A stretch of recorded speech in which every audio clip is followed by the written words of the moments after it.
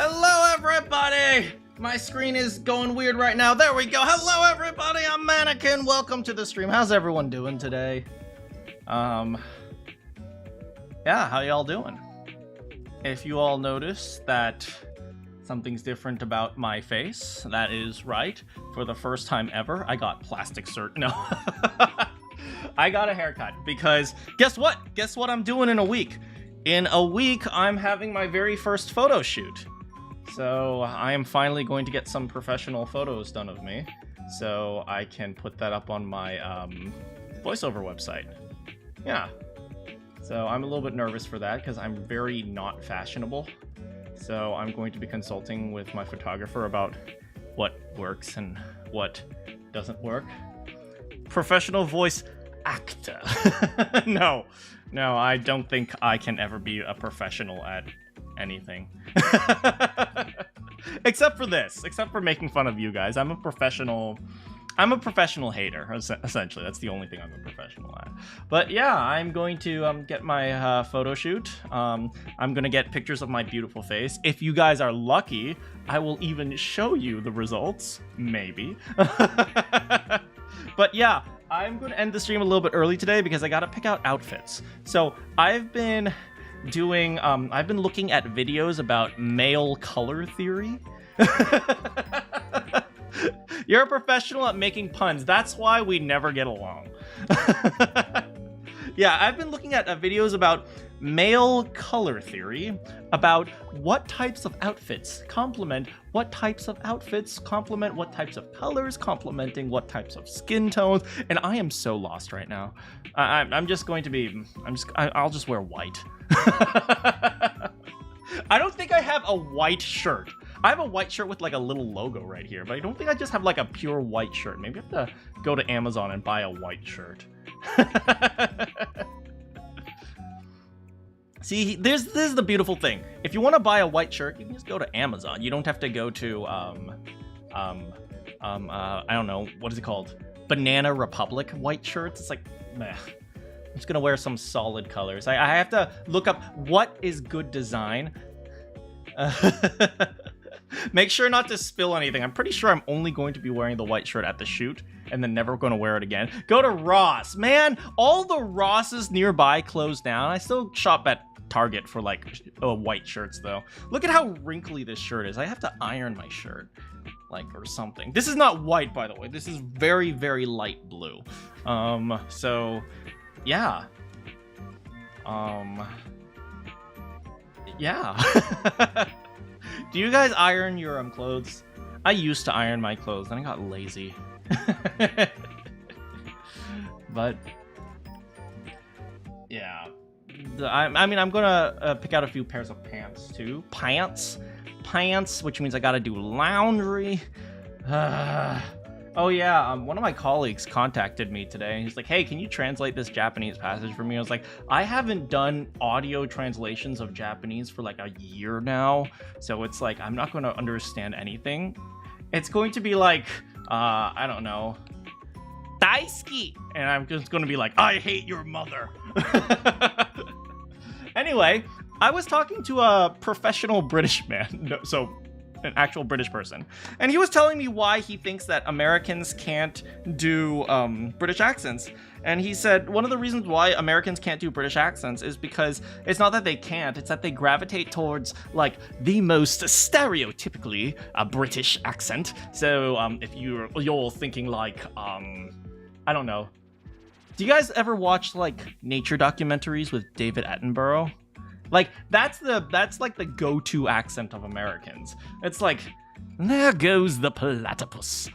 Oh, now the platypus is off. Oh boy.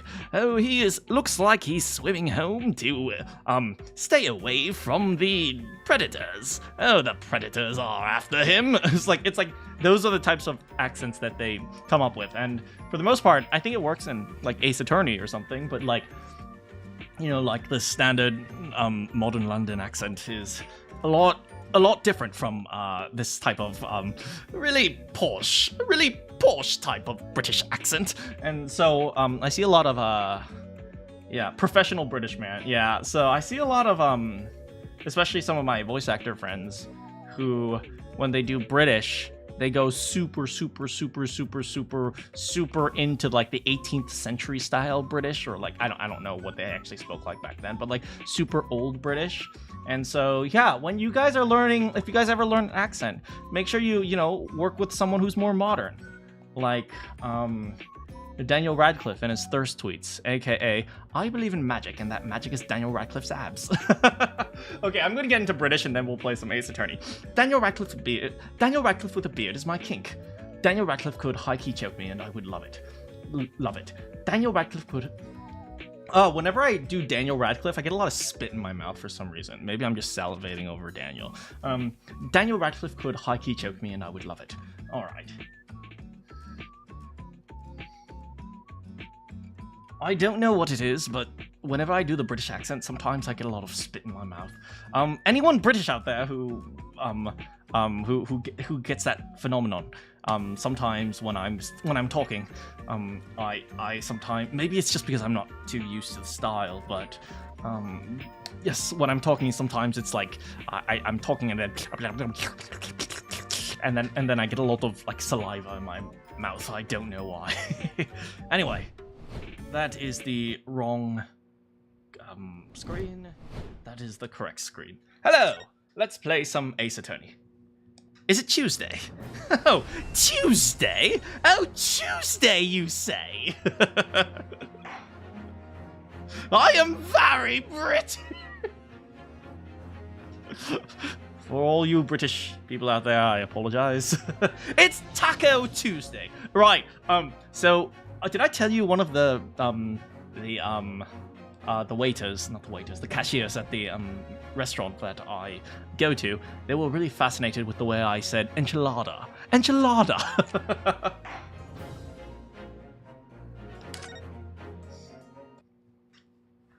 Hello, Will. Also, did I say hi to you all?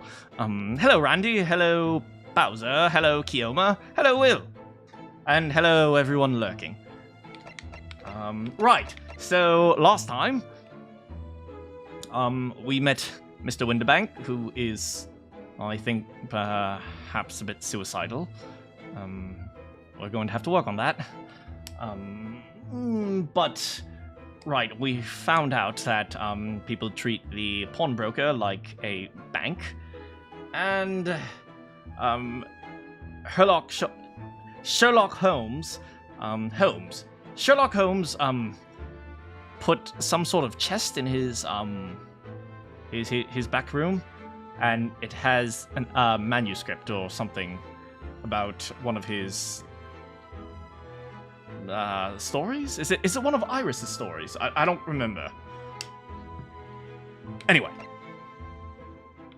Alright, so we can examine this area, but...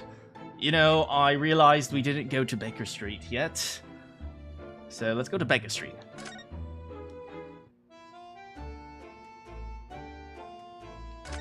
Oh, it's nothing. Oh, that's the Winterbank pawnbroker.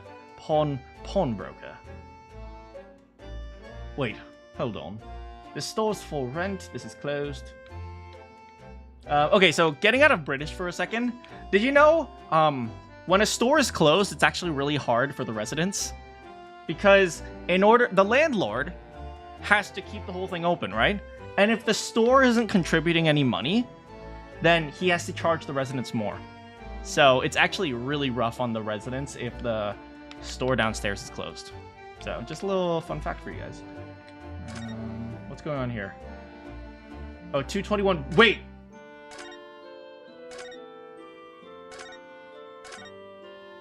Wait. It's literally next door.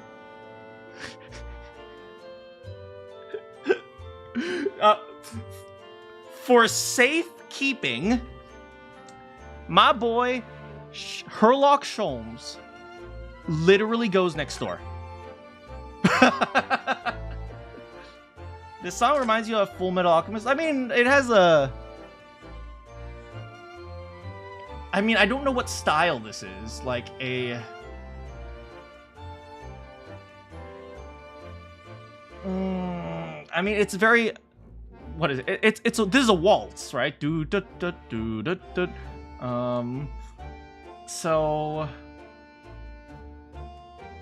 I mean, it has that like waltzy style as an accordion. I guess so. Yeah, it's 3/4. It's a waltz, right?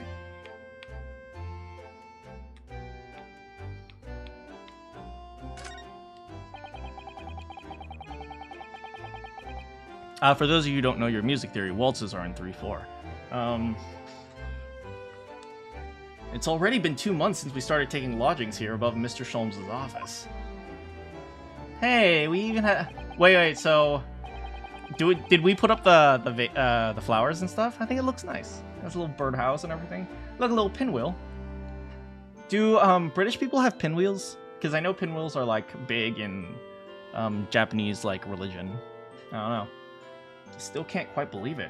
Never expected things would turn out like this. I know! God damn it, Maya. To actually be sharing accommodation with the world's greatest detective. If I ever find myself before a court of law now, I will have not one regret. I'm gonna murder him! I don't know what you're talking about, but I'll defend you, of course.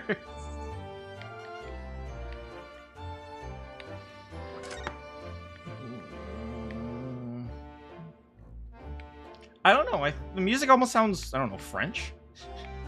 Is this all there is? It's just the shop and then... I guess so. Look at the different things in the window of this shop. Ah, that's Windibanks, the pawnbroker. It looks much smarter than a pawn... It looks like much smarter than a pawnbroker's in Japan, doesn't it? Yes, you're right. I find pawn shops at home rather inapproachable, personally. It reminds me of tearful partings with my favorite fountain pen. Oh, it reminds me of tearful partings with my favorite fountain pen. I feel so miserable. What doesn't kill us makes us stronger, Mr. Naruhodo. And my throws will definitely kill you. Anyone to talk to? No? That's it. Alright. Before we go, let's go see Iris. Iris!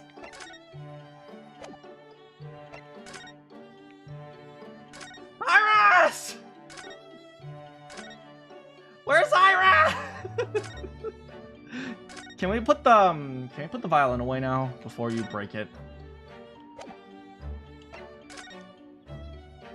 Susato takedowns can and will break necks.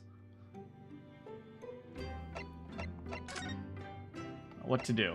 Oh, we don't need to say what to do. Actually, I'm kind of curious. We never talk to Maya in the Ace Attorney whenever it's like, we don't know what to do. So we'll ask Maya what to do. And she's like, I don't know.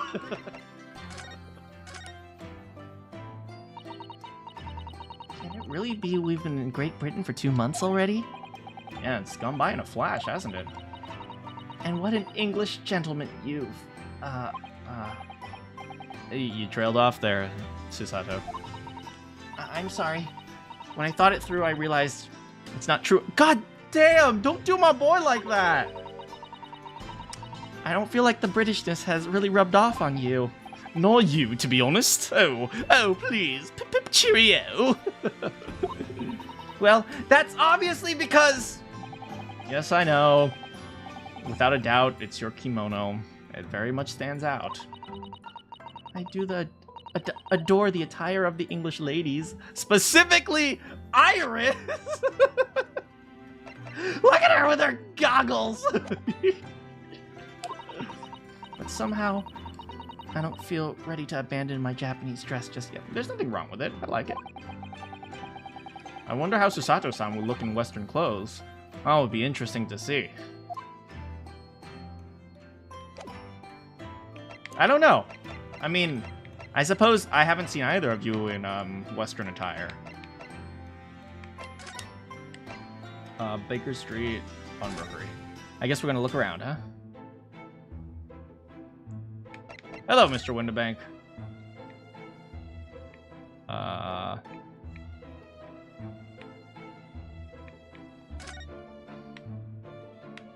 Hey, look, Pinocchio. Calendar here. Where are the cameras that he set up? Is it this? Look at this! What could it be used for? I have literally no idea.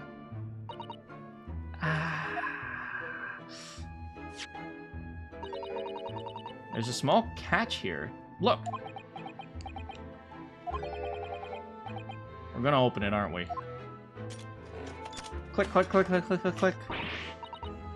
Oh my! That's amazing! It has a spring!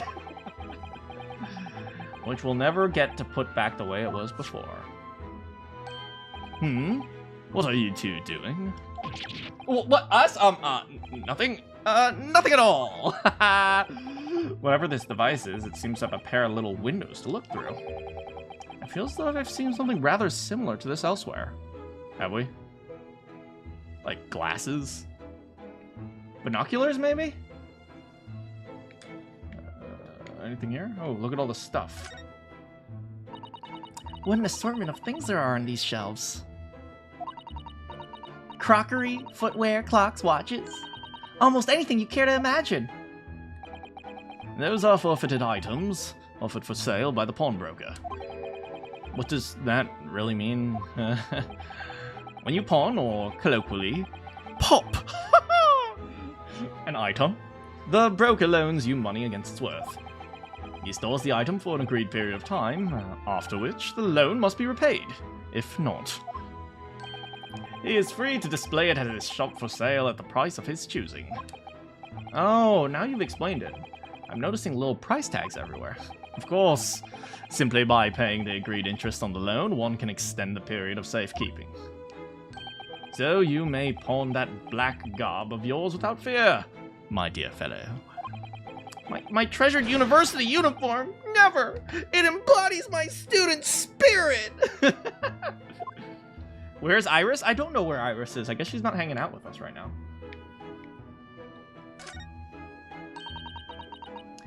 Three globes... Globes? Oh, globes of gold. Is that some sort of charm? Dear me, have you not seen that sign before? No, never. The three golden balls are, in Great Britain at least, the universal sign of a pawnbrokery.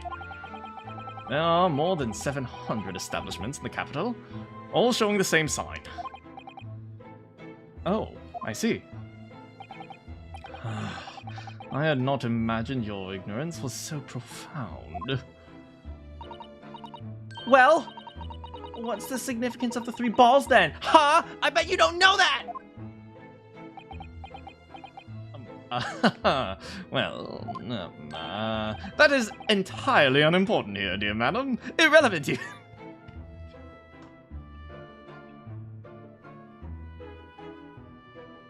Sholmes! You mean you don't know, huh? Yeah, you don't know, cause you dumb. Hats. Horse. Clock. Look at this! Look at this lovely, big, shiny box. That, my dear madam, is a music box. Surely you have seen such things in your own country? Oh my. Yes, but I've never seen one so large before. And that's what... that's what she... I'm sorry. Shall we listen a while?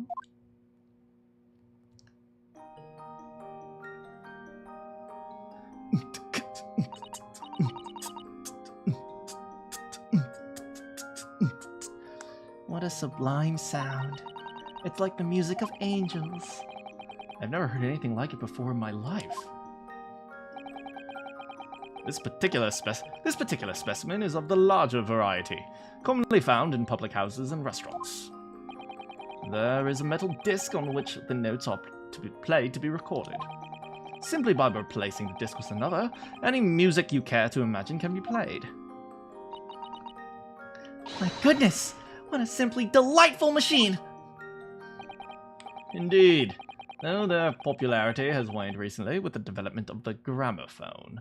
Gramophone, of course. Gramophone? Science and technology advancing in such overwhelming pace. This is literally a disc that you spin with little spikes that go bonk.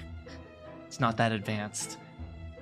I suppose it's advanced for them. Clock? Clock. No? Here? Maybe desk? For them it is. Well, they're behind, aren't they? No, that literally. Look at that enormous ledger on the counter there. Mr. Windibank, if nothing else, is very particular about recording items. He'd have to be, otherwise he'd get himself into all sorts of trouble. Which might explain the thing that catches my eye far more than the ledger. The dog? The dog picture at the top? This revolver here. Do not entertain even the single thought of pilfering an article herein, my dear fellow.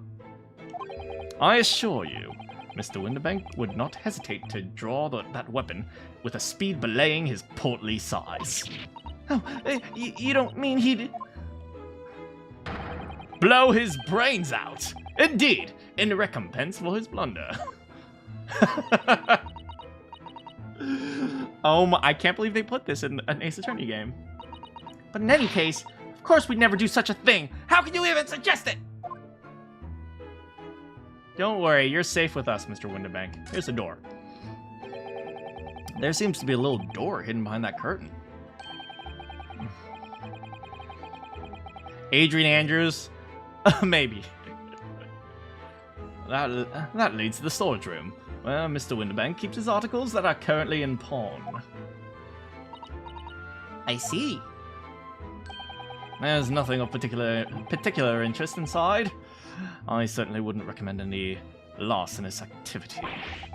Recommend it or not, it's not something I tend to do, but I still do it every once in a while. There's but one key, and Mr. Windibank keeps it in his pocket at all times. Before he sleeps, he places it into a small pot, which he slides under his pillow. Wait, he puts a pot under his pillow? Why don't you just put the key under his pillow? How on earth did you know about that, Mr. Sholmes? I forgot his voice. What was it like? How on earth did you know about that, Mr. Sholmes? No. How on earth did you know about that, Mr. Sholmes? Right, it was a little bit closer to Garadeb's. No. How on earth did you know about that, Mr. Sholmes? I forgot. Frick. Close enough. I am frequently assailed by information that I neither care for nor wish to retain. Mr. Sholmes! You are a wonder! I love you! And the prime suspect if this pawnbroker is ever burgled. Is that it? That's it, right? No, it's not.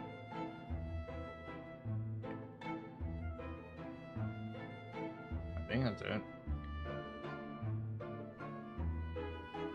No. Maybe something I missed on this side. We got that, Pinocchio. Oh, here. Now, what do you suppose this rather enormous machine does? It seems to have two little windows. Allow me to enlighten you, my dear fellows. What you are looking at is a stereoscope. A stereoscope. Fascinating. It is aptly named, I assure you. Look through the eyepieces and see for yourself. Oh, I should be delighted to. Excuse me for a moment while I have just a look. Just before you do, there is something I should point out. Out. There's something I should point out. Out. In order to see the image properly, stereoscopically, as it were, you will need to be cross-eyed. However, if that is beyond you, it is of little consequence today. Alright then, I'm gonna try it!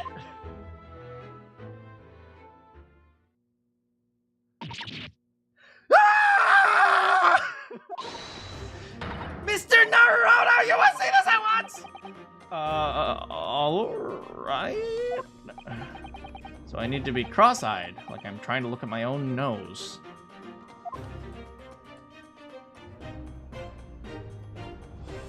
Oh, it's juror number 2! Oh, hello, my darling! Oh, my... Woohoo! Woohoo! Yeah! Okay. Oh, this is a good... Okay. Okay, so if I'm correct, you have to do it like this. Alright, let's see. Let's see if I can do this.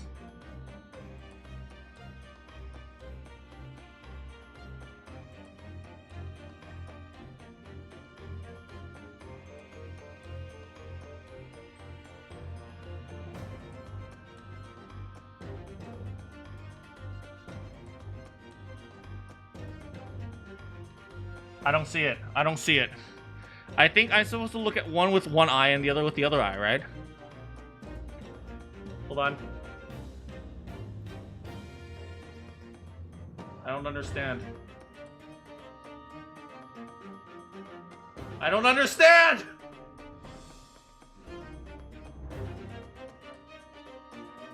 I don't understand! Let me see if I can cross my eyes. I don't understand! What am I supposed to be looking for? What the? I don't believe it! It's 2 pictures!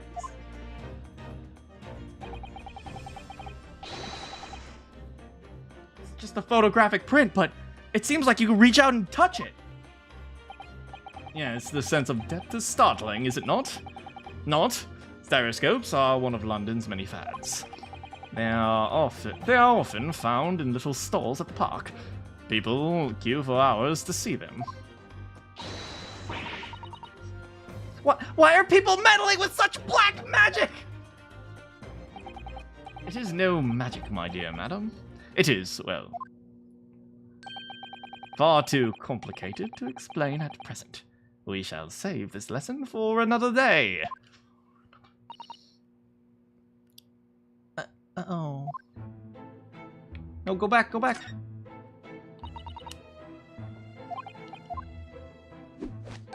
Okay, I have to go back. I have to go back to the stereoscope. Yes. I should be delighted. Excuse me for a moment. Now she's looking through it, and my dear fellows, you will need to be cross-eyed. Alright, she's going to try it. Engineering ingenuity, huh?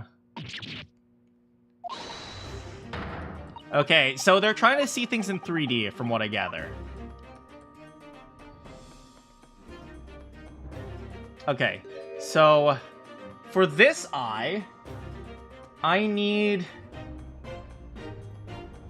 This eye here needs to be looking at the opposite picture.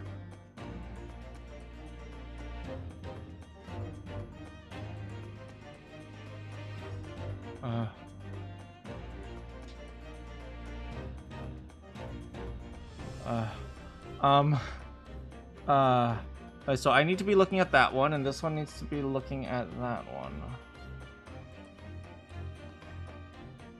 Alright, this one needs to be looking at this one right here. This one needs to be looking at that one right here.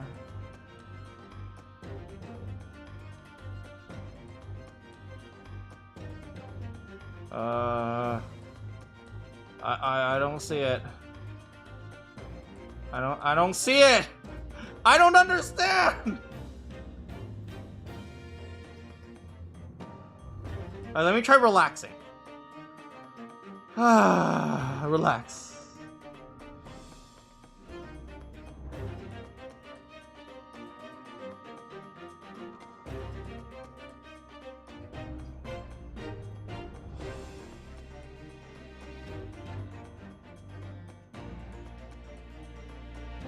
I don't see it! I have no idea! I have no idea what I'm supposed to be seeing. Maybe I'm too close. Okay, so this is what I'm gonna do. I'm gonna back up really far. Okay. I got this.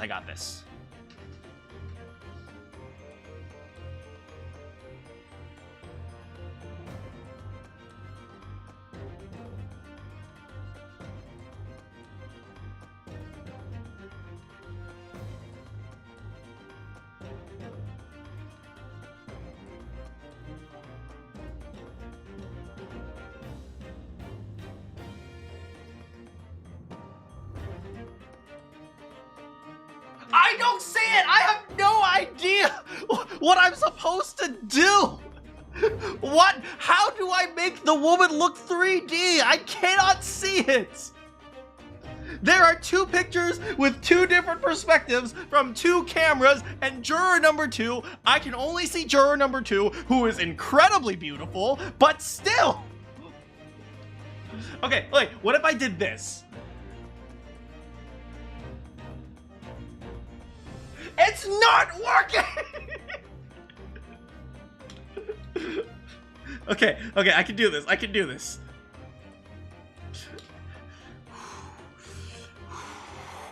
Okay, this eye, this one, this eye, this eye, this eye, this eye, this. Okay, what if I spin my head really fast?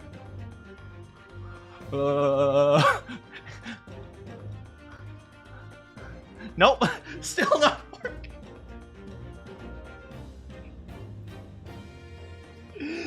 This is so hard. This is so hard. Okay, I have a good idea. Okay, so I need some paper. Here, I'll do this. I'll do this.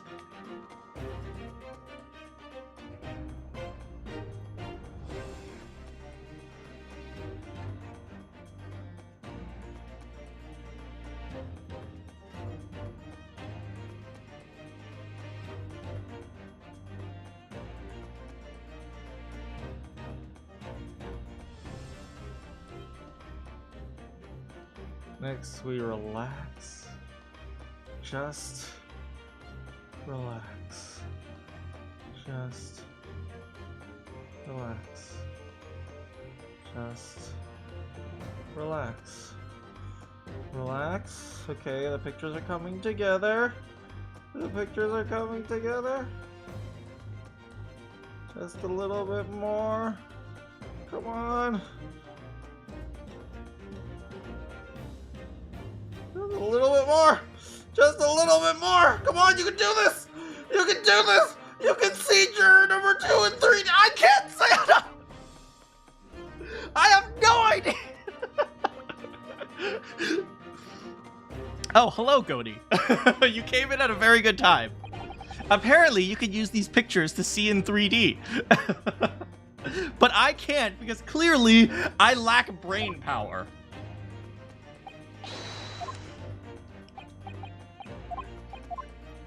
Thank you, Shobs. Do I have a schedule anywhere? I used to put a schedule up, but it ended up, I end up pretty much never changing it. So it's always Tuesday, Thursday, Friday, and Saturday at 4 p.m. Pacific. And if I change it, I just announce it. Use a 3DS. Oh, was this game for 3DS? This game might have been for 3DS. Oh, Tuesday, Wednesday, Friday, Saturday. See, I don't even know my own schedule. That's why I don't put up a schedule. This game might have been for 3DS. Shobs, teach me! Now what? Is that it?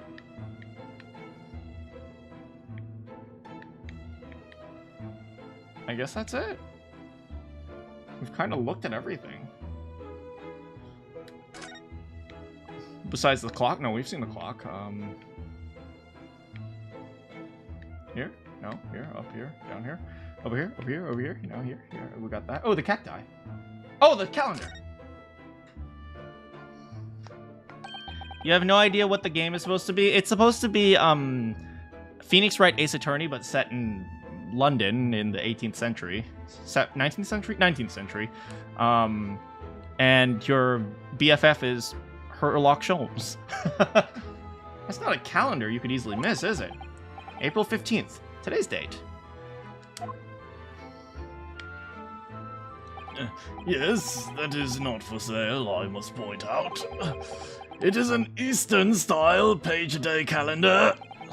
Every night at midnight I tear off the front page to reveal the following day's date. The perfect calendar for a tearaway fellow such as yourself, Mr. Winterbank. And who was it who walked out of here with the wrong violin before? It wasn't even a violin, it was a viola!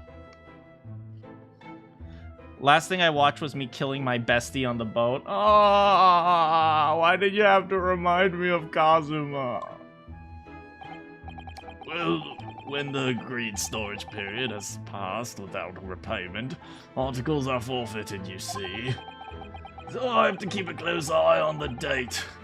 It's something of a pawnbroker's obsession, you might say. Oh, yeah, I can see you're very dedicated to your job.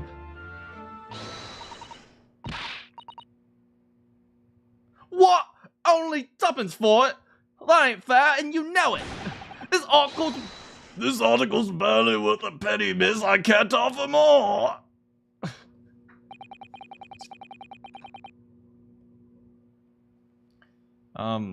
Sounds like there is an argument over there by the counter.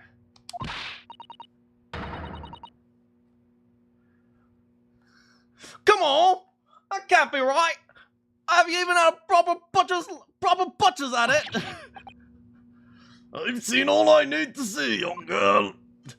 Hey, it's my girl! What up, girl?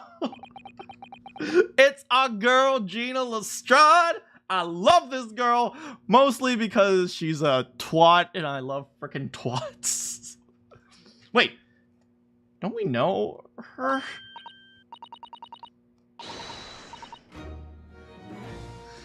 Oh, yes, it's the young lady from Mr. McGilded's trial 2 months ago. Fair, it's 3 a.m. here. Well, thanks for coming at freaking 3 a.m.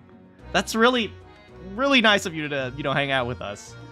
Make sure you don't stay up too late, though.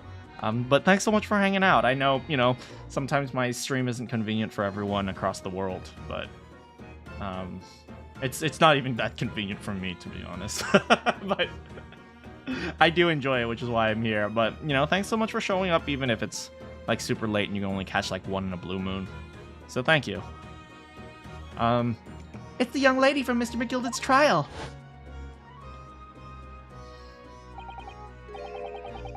Her name is Gina Lestrade, my lord! I forgot his voice already. Me lucky charms! She's a chancer! She earns her crust among large crowds, relieving people of their purses! What's commonly called a pickpocket! I did get a haircut. You can catch up. I don't think... We just started a new case, so I don't think you're missing very much. You really like the voice I gave him. He's after me like a charms! A golden bellet, you lot! No need to shoot! No need to shoot! Holy, that takes forever to load. Hello, Miss Lestrade. I hope you've been well. What? You remember me then, do ya? I remember being completely surrounded by smoke. Look at her, she's so cute! Oh, look at her! So what? What are you doing here? Down and out like the rest of us, nothing to eat. Come to pop that black weasel sort coat, you have ya?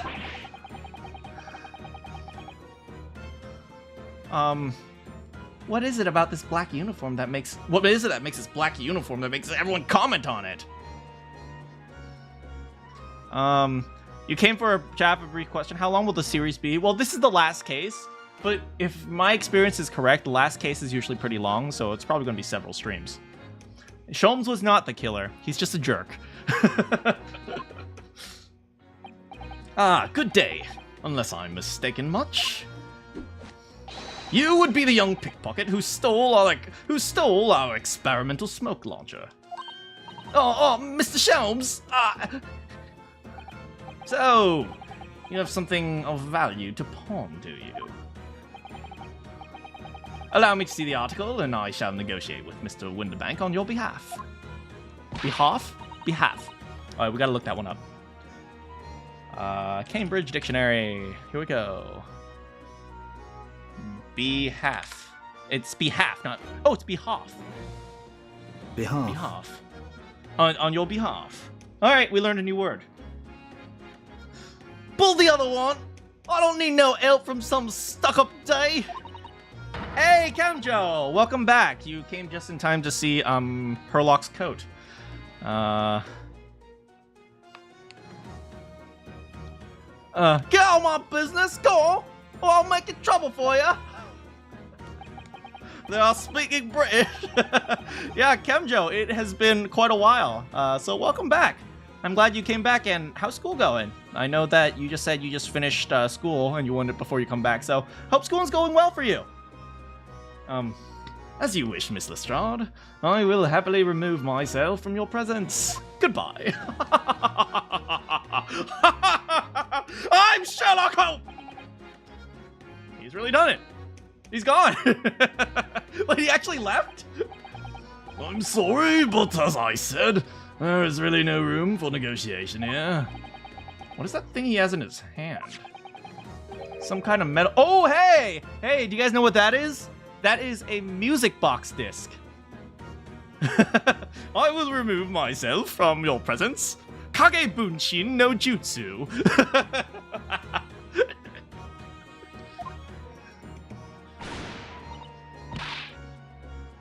And you, go on, leave me alone. Oh, Miss Lestrade, just pretend we aren't here.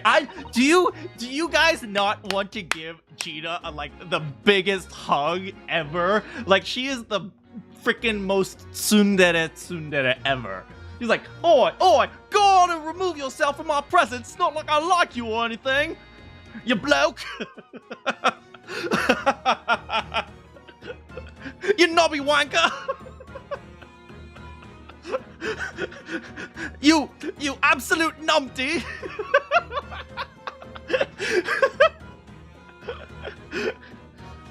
Who is Gina? Well, Gina is the girl with the hat, but Gina Lestrade is based on a Sherlock Holmes character named G. Lestrade, who is actually an investigator. He's an inspector.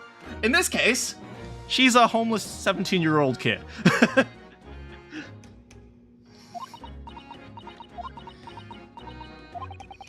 Susato can really stand her ground when she wants to. Yeah, she was involved in one of the other cases, and she's a massive tsundere. Let's be real here. She loves Naruhodo. She's absolutely in love with Naruhodo. Whatever. So, what's up? So, hey, nice coat, by the way. Hey, another coat to steal. Somehow I didn't really think you were the sort of person who used a pawnbrokery. Are you serious? She's a pickpocket. How else do you think she makes money? Yeah, well, I am, alright. I'm a Londoner, just like everyone else. Is that a problem, is it? No, not at all. It's just, well... Oh, I get it. I know what you're thinking. That thing probably don't even belong to her. Probably belonged to the garden on the dive, didn't she? Yeah, well, I can see it written all over your Chevy Chase. My Chevy Chase? I'm assuming that means face, but... Well, I might have been thinking something along those lines. Also, I love you. You're not gonna deny it, Mr. Naruhodo? Alright then, I'm just gonna come out and ask you straight. Do you pawn the things you steal from other people? Well, I don't know. This is your coin, ain't it? I don't know how it's best to answer that, really. Suppose. Sometimes. You're not gonna deny it either, Miss Lestrade? But not this time, alright? I swear, this thing belongs to me! Doesn't Kemjo only steal coats from men? Well, Gina's based off of a man. The disc that Mr. Windibank is holding? Perhaps we should see what he has to say about all this. Mr. Windibank? What's up? So, what's the disc? That disc plays Claire de Lune. Oh my goodness. Mr. Windibank? What exactly is the metal disc that Miss Lestrade brought in? Was Claire de Lune even written yet? Debussy. When did Debussy live? I'm not sure. It seems to have hundreds of tiny little bumps on it. Oh, this is a music disc, you see? For use inside a music box. A music box? What? You don't even know what a music box is? You Eastern lot ain't too savvy, eh? I know what a music box is, I've just never seen one of those discs before. The small protrusions on the metal disc encode the tune to be played on by the music box. You simply insert the disc and set the machine going, and beautiful music plays. Gin is so fucking cool, mate! Claire de Lune was 1905. Yep, it wasn't even written yet. Tell us, what tune is on the disc? Well, I'm afraid I couldn't tell you that. There are so many different types of music boxes.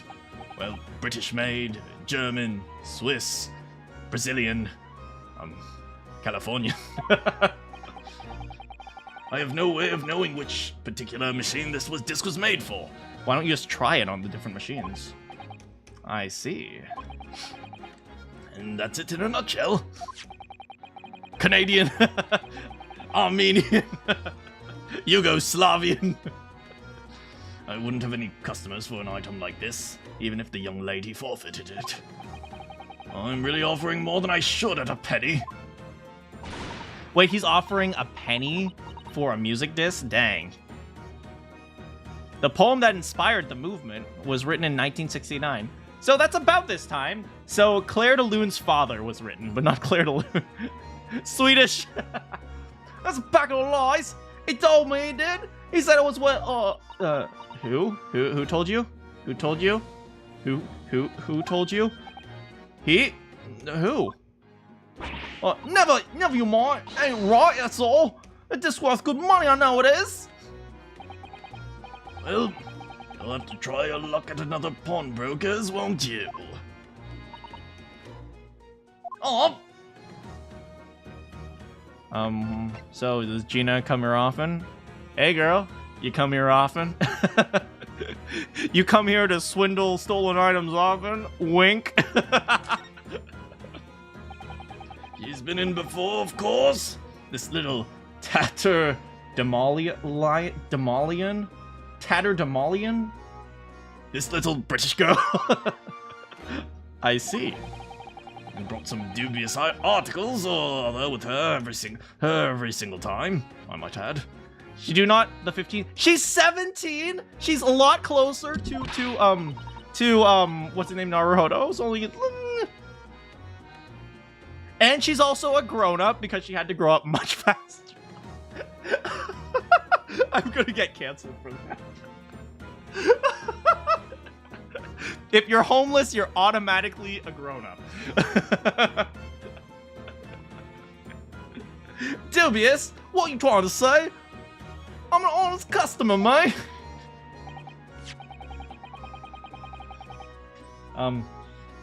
So is there something dubious about the disc? Well, if only it were that simple. What do you mean? What she brought in was a storage ticket. Ah, storage ticket. So Mrs. Stroud actually has come to redeem an article. Yeah, that's right. A girl like me has a lot of stuff that needs storing. Like my guinea pigs. Alright, yeah, that's definitely dubious. The article in question would have been forfeited at midnight tonight. But she gave me the ticket for it and repaid both the loan and the interest. I was obliged to return the article to her. But what was the article? Do tell us, Mr. Windibank. The little scamp is wearing it, ma'am. Nice coat. It's clearly too big for her, just like her pants are too small for her, and her... well, pretty much nothing she's wearing fits correctly. I kind of feel bad for her. It's the overcoat that she redeemed. Oh. What? What's wrong with that? Fits, don't it? I mean, it's mine. Of course it does. So, what about the disc? How does that come into all of this? The disc is something else. A new article to pawn if the girl and I can agree on a price. How much? Wait, she's trying to pawn the... Oh, okay. She has the disc. She's trying to pawn it. I'm confused. I thought you said that Miss Lestrade brought a storage ticket. It's really quite simple. Yes, the child brought me a storage ticket and the money owed on it, as you say. For this heavy black coat, which you returned to her, as I understood. That's right, yes. And rather unsurprisingly, as soon as the little ragmuffin put the thing on, she went rifling through the pockets. Oh, you mean... What? Don't you know it's rude to stare at a lady? But I'm not staring at a lady. I'm staring at you. Oh! Oh! Oh, what are you gonna do, Gina?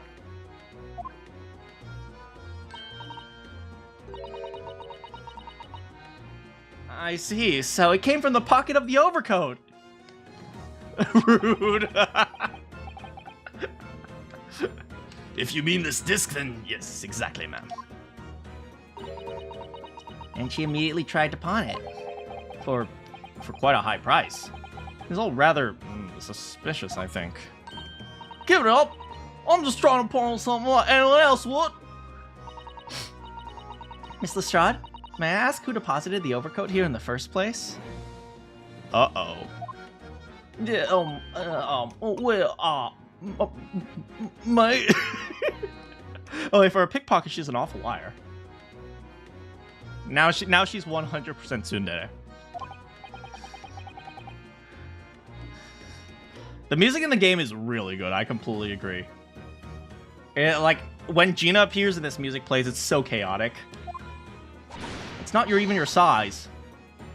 Me old man, it's me old man's, ain't it? Is it, Miss Lestrade? Because it looks like you're fatherless. Oh! Oh! Oh! Oh!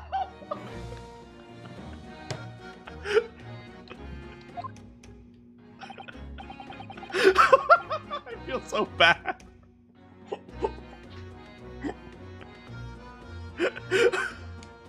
I feel so bad. I'm sorry, Gina.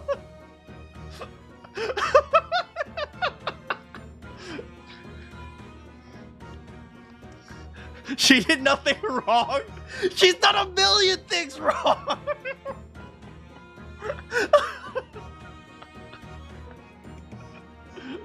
Yes, this is all rather suspicious.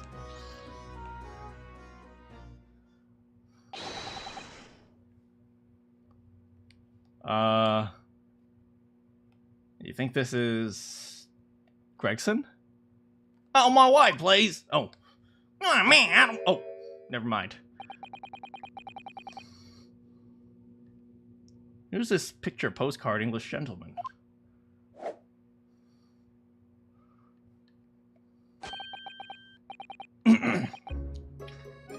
Good day to you, ladies and gentlemen. Oh, what's your problem, eh? There is no problem as long as you remove yourself. I've a matter to discuss with the proprietor.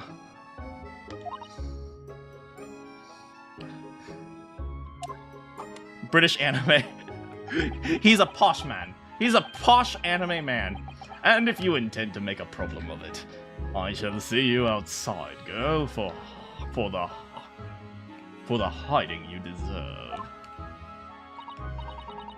Look, ain't it obvious? I ain't talking with him yet. I ain't done talking with you yet. If you think you're such a gent, you should know how to wait in line. Whitest character of the Ace Attorney universe. Cheers, love, the cavalry is here.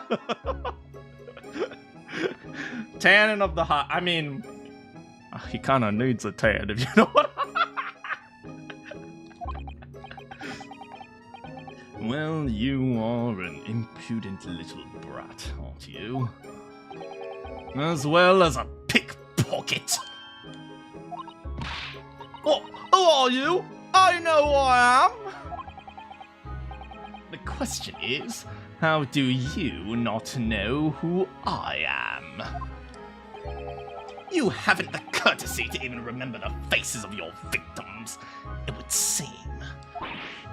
Oh, what? You mean from you? Broker! Hiding would mean like beating. Yes, sir.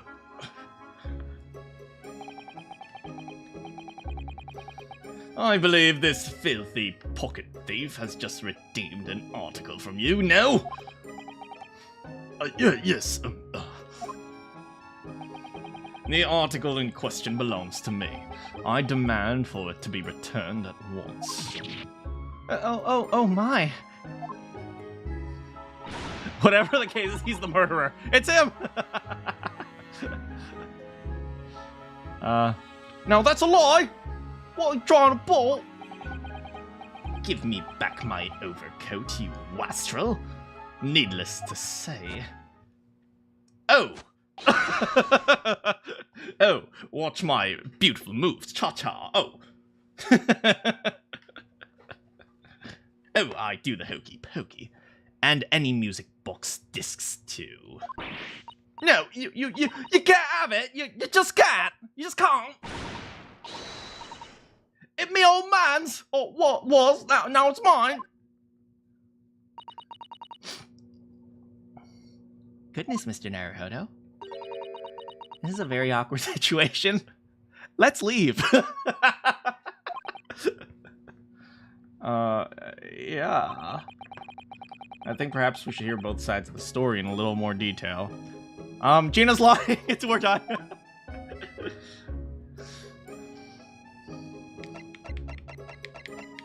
Converse.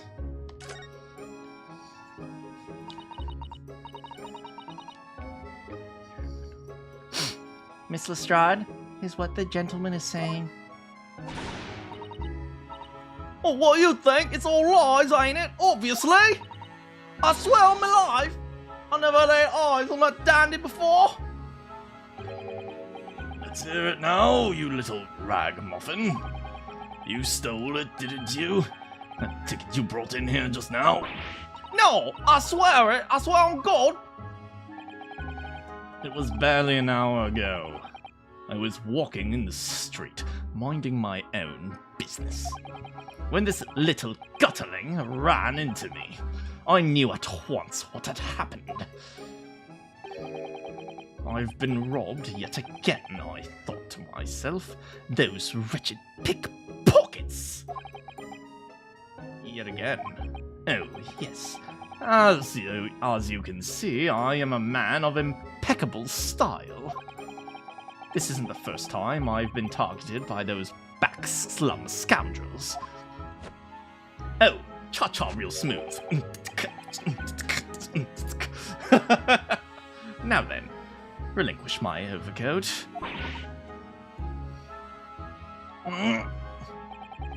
Come along now, Miss Lestrade. Give the good gentleman his coat back. If you're going to cause trouble, I shall have no choice but to call the police. Oh Lord, why does everyone think it's me? Look at this dandy cove. You think I'm the dodgy one?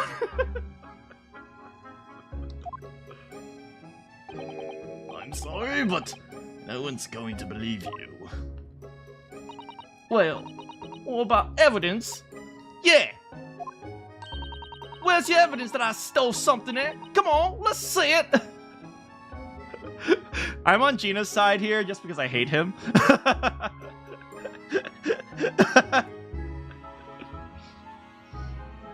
It looks like you can't stick around. Oh, thanks for coming, Mystery.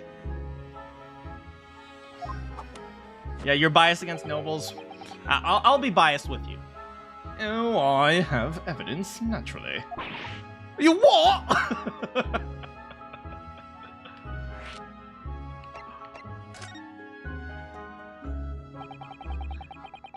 Evidence that the article Miss Lestrade redeemed actually belongs to him. Of course. We only need to consult Mr. Windibank's ledger to know the truth.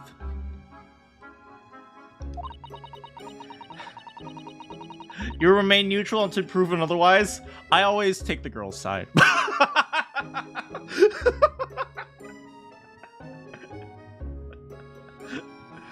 She's homeless, but she looks cool. I mean, she does look cool. They'll be able to look up the name of the person who deposited the article. Yes, brilliant!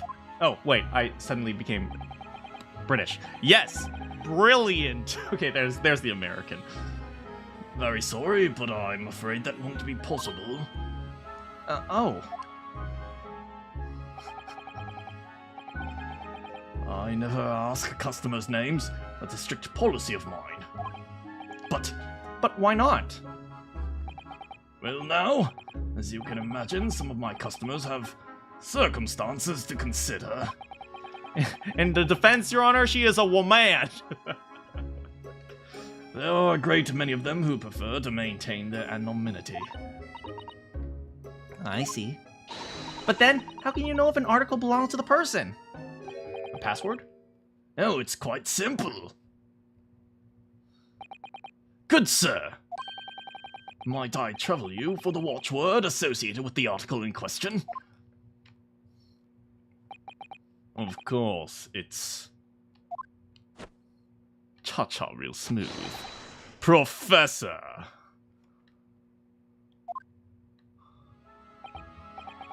Yes, that's right.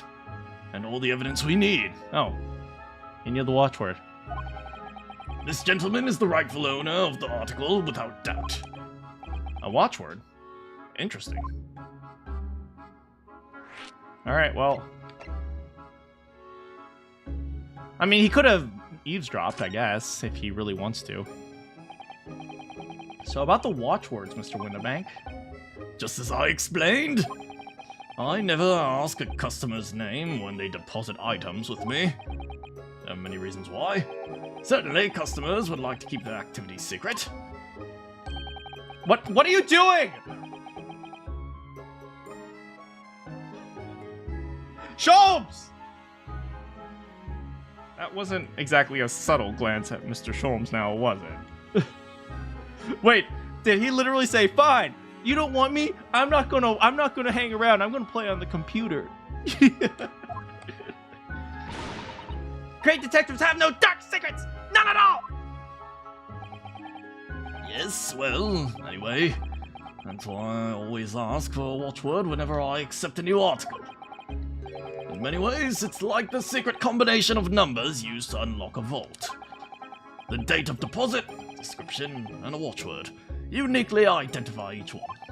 And of course, I give them the storage ticket to the customer. When someone comes to redeem something, I ask for the ticket and a watchword. Wait, but doesn't that mean Gina also had the watchword? So they both had the watchword. And if someone tells you the correct watchword, you return the article? That's right, sir, yes. Just as soon as the requisite fee is paid. And I have supplied you with the information you required already. But for the avoidance of doubt, the article in question is an overcoat, deposited 2 months ago on 15th of February. With a watchword of... Professor. All perfectly correct information, sir. Now just pay me. Ow! Really? This is beyond a joke now. There is no further room for doubt.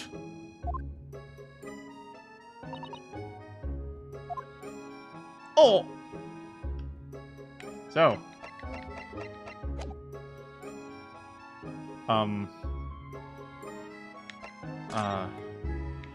So.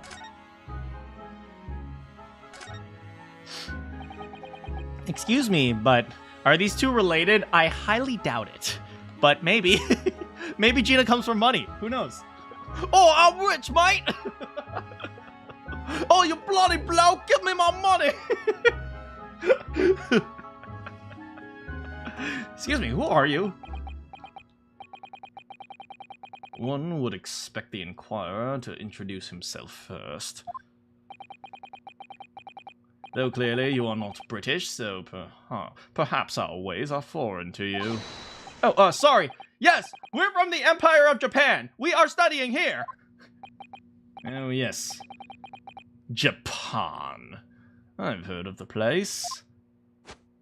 Oh, cha-cha real smooth. What is up with this guy?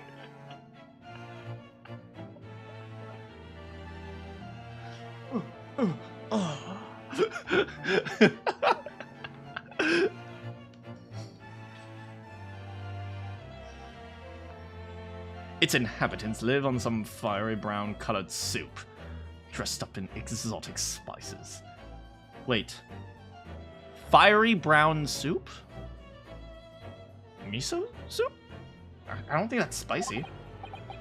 You might be thinking of somewhere else. And what was that theatrical gesticulation about? Perhaps. Anyway, if you are a gentleman, sir, you offer your own name first before inquiring after the name of another. Of course, yes. I'm Ryunosuke Naruhodo, a lawyer. Well, student of law. Yo, what up? Name's Susato Mikotoba. I'm the legal assistant, dog. For once, I want Susato to be less polite. I see. My name is Benedict. Yes, Egbert. Ah!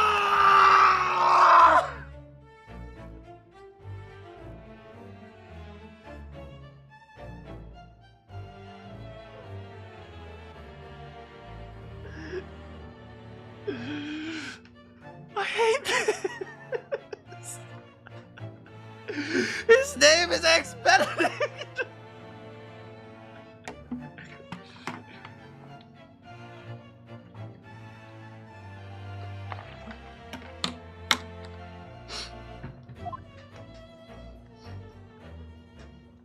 You may call me Eggs. Enchanté. That's French? He's Eggs now. He's just Eggs. He's so refined in how he holds himself and how he speaks, but that name is suspicious. Now to the matter at hand. Oh, cha-cha real smooth. My overcoat. Return it at once. There's someone with the style to carry it off. Every movie makes, every breath, I can't stand watching him. Money.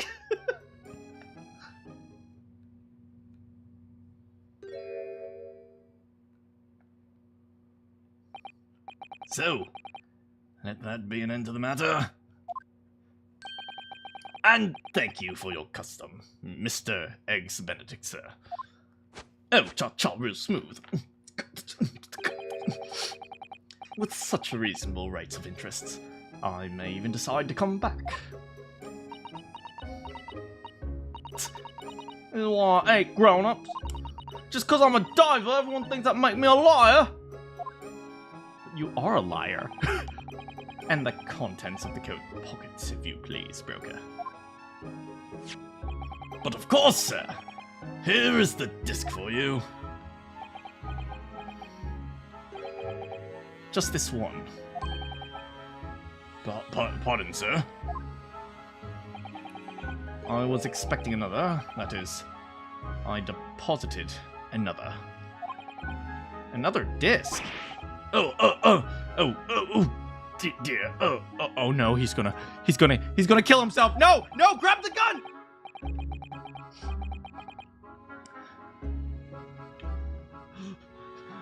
I regret to inform you, sir, that was deposited with me was merely the overcoat. The disc happened to be in one of the pockets, but I was completely unaware of it until now.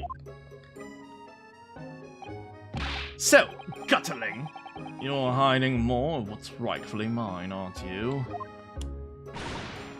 Oh, it says who? I don't know nothing about it.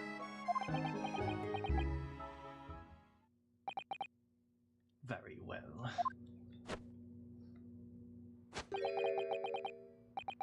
I shall bid farewell to you. Say goodbye to style. What is this guy on?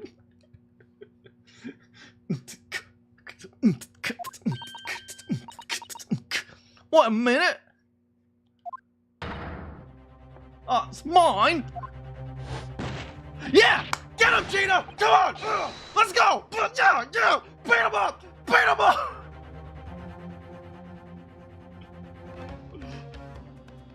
What do you think you're doing, you little tramp? You've drawn blood, you filthy animal! Bro gets plus 500 every time he does a dance move. He's so annoying. Oh, there's blood on the disc. Because of all those sharp little bumps. Your fault, Eggs. That man must have scratched his finger on them. I found him first, alright? Finders keepers. Yeah. Oh, what you gonna do? Come off it, you bloke. You absolute numpty. Baggers and mash and tea.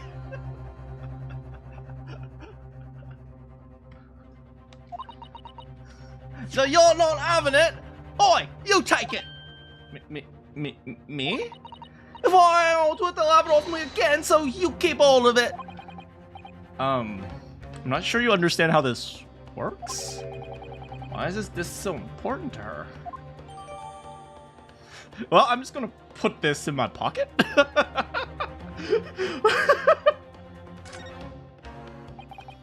You there, in the black livery. Livery? In the black liver. Hand that disc to me at once. Please. No, don't! He's lying! Grown-ups are all liars! What do I do now? How am I gonna resolve this? I'm on Gina's side. Gina's right.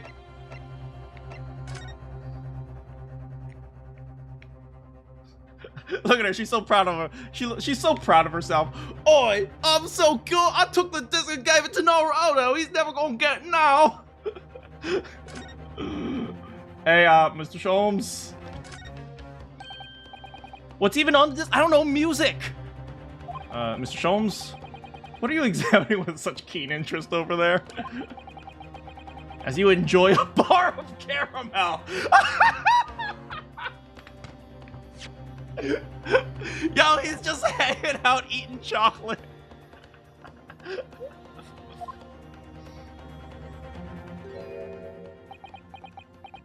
Is he pouting? You guys said you didn't want me around, so I'm not gonna be around. Kazuma was Naruhodo's BFF, and he died. Long story short. Spoilers for seven streams ago. So, you found me at last, Mr. Naruhodo. Sorry? After that young pickpocket sent me on my way, I was forced to lurk in the shadows. Cruelly ostracized as the rest of you partook in the jovial atmosphere of fellowship. Is he pouting? I had nothing to occupy my mind, but I was too ashamed to let society see what my downfall had done to me. So, feigning mock interest, I pretended to examine the tedious trinkets in this desolate place. Whilst, as you shrewdly observed, gnawing on the only friend I have left, this 7% solution of con.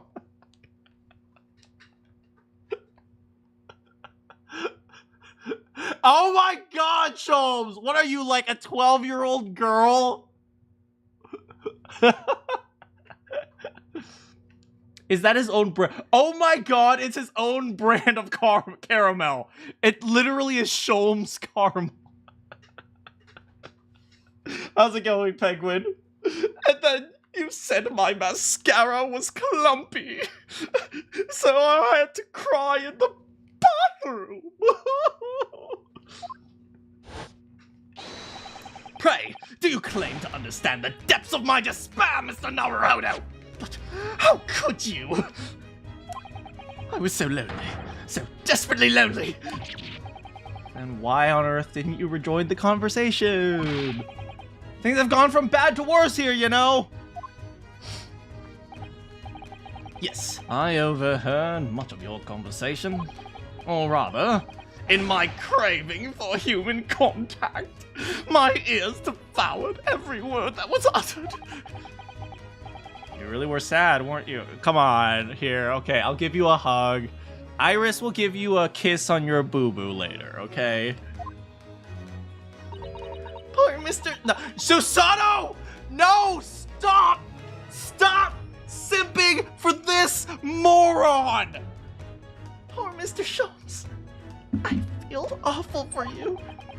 It would seem that my inferences are correct. You're not about to tell us that you've solved the entire case once again? No. Whenever he puts the pipe to his mouth, that is a bad sign that he's about to monologue. Were my genius for deduction to be commoditized? Do not let him cook. He has zero. He has negative brain cells. How much could I pawn for it? You'd have to pay someone to take your brain. It seems Mr. Sholmes has had another one of his flashes of inspiration. Who knows if it'll help him resolve the situation between Lestrade and Eggs Benedict. Is there anything to do here? Okay, Sholmes!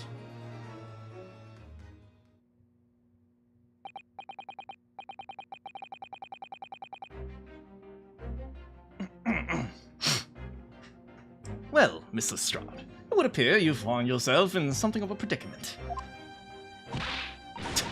Where the blue blazes have you been, eh? Oh, pardon. When a lady's in trouble, true gent's supposed to be there to help. Straight away! Not an hour later! Harsh. Oh, cha-cha, real smooth. And who, pray tell, are you? Oh! Hello, sir. Mr. Eggs Benedict. You have, in my eyes, a veritably encyclopedic array of curiosities about your person. Nevertheless, there are two immovable conclusions I have drawn. I beg your pardon. The first is this. The true reason for your visit to this pawnbrokery today is something you have not yet revealed. Oh, hollandaise. The second is this. A considerable crime is in contemplation. One you will orchestrate with intention to steal a vast sum of money. A vast. It must be vast. It has to be vast, right?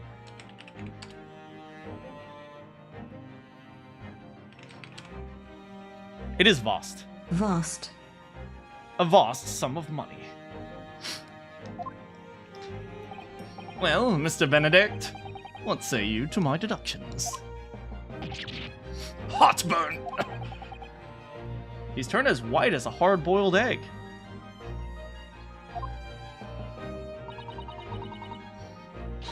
It would seem that once again, Mr. Sholmes has made a flawless deduction! Do I have to remind you, Susato, that every single one of the deductions you've read was written by a 10-year-old girl? Do I have to remind you? This 10-year-old girl specifically, that we all love and adore, by the way, but still...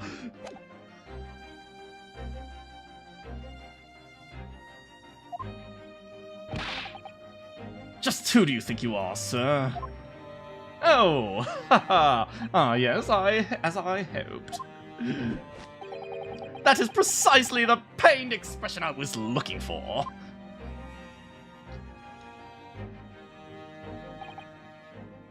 So, shall we begin?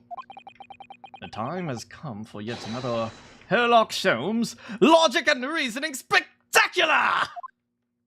Oh, cue the intro. The game is afoot. Hear him out, fine.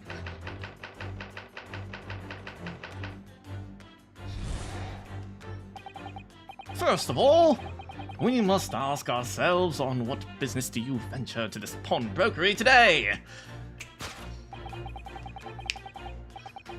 I've been practicing that. Look at that. I'm getting so much... Bam! Bam! Finger gun. Bam! Bam! I'm getting so much better at it. You claim to have followed this pickpocket here, having the redemption ticket stolen from you on the street. But that is most certainly a lie. The real truth is something quite different. What is that? As revealed by that which you hold in your hand.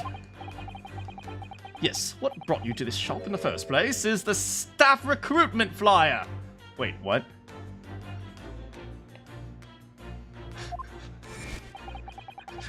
What? This piece of paper in your hand is a staff wanted, an advertisement from this very shop. He came to get a job. Yet even the most unobservant would realize that a man of your appearance has no such need of employ. In other words, there is some ulterior motive for your actions. The cane, which you unwittingly clutch to your person, exhibits an incontrovertible contradiction. What utter rot! I've had this cane for years. The contradiction I speak of course, is the missing ferrule. The end of any walking cane would be terminated by a metal ferrule to protect the wooden tip. How'd you get over there? And yet, any detailed analysis shows that the wooden tip of this stick to be utterly bare. Therefore, there is only one conclusion. The rod that you hold in your hand, which appears to be a walking cane, is in fact no cane at all. I noticed that it has AG written there on the side, which stands for aggravated guy.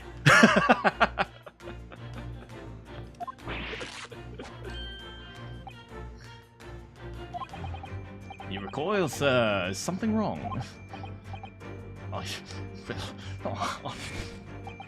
And in your recoiling, you have inadvertently facilitated the answer of the next conundrum to present itself. Namely, what is the truth behind this rod that you bear? Yes, in your reaction betrays the truth. His cane is a cannon. It might be a bonking tool, maybe. Oh, maybe it's one of those things where you play croquet. The handle. Handle?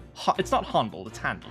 The handle, which you evidently would like to conceal, is the key to understanding the riddle, you see.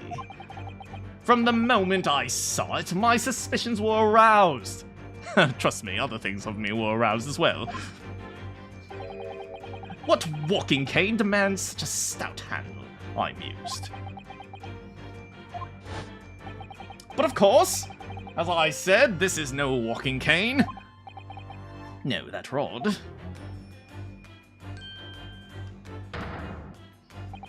It's the broken handle of a What? What? Are you insane? And now, having determined its undeniable truth, the conclusion is clear. Your true motive for coming here was to take employment at this establishment in order to excavate the ground beneath the premise.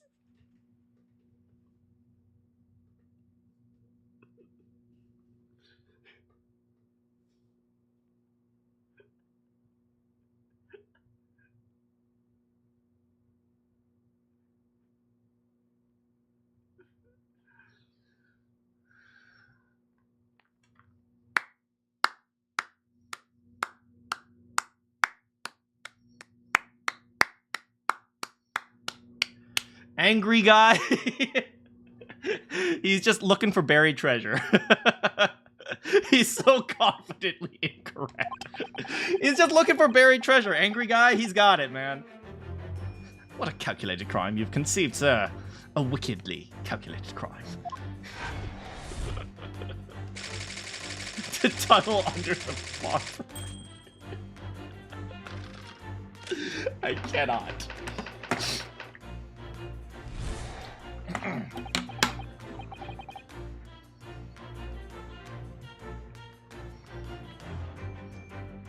No, Kiyoma, don't encourage him! Now, Mr. Benedict, let us continue. For we must expose the details of this elaborate crime you have been in the planning. This is utterly absurd. You suggest that I, a gentleman, intend to excavate the ground beneath this pawnbrokery with a broken shovel? What on earth do you propose I could expect to find there? Cha-cha real smooth. Some long-forgotten treasure, I suppose. Save for such fanciful theory, what possible reason could I have to do as you say? Oh, but there is ample reason. As you are only too well aware, Mr. Benedict. And your furtive glance is more telling than I could have hoped. Let's consider what would motivate a man to infiltrate a shop such as this and covertly dig beneath the floor. The answer is revealed by the council notice on the counter to which you draw your eyes. This letter gives notice of public works to be carried out in the local area. And according to the enclosed plan of the upcoming sewage works, beneath this shop runs a sewer that adjoins another, one that runs under the bank on the opposite side of the road. This madness has entered the sewers now, has it? By excavating the ground beneath our feet, you would gain access to the waterway.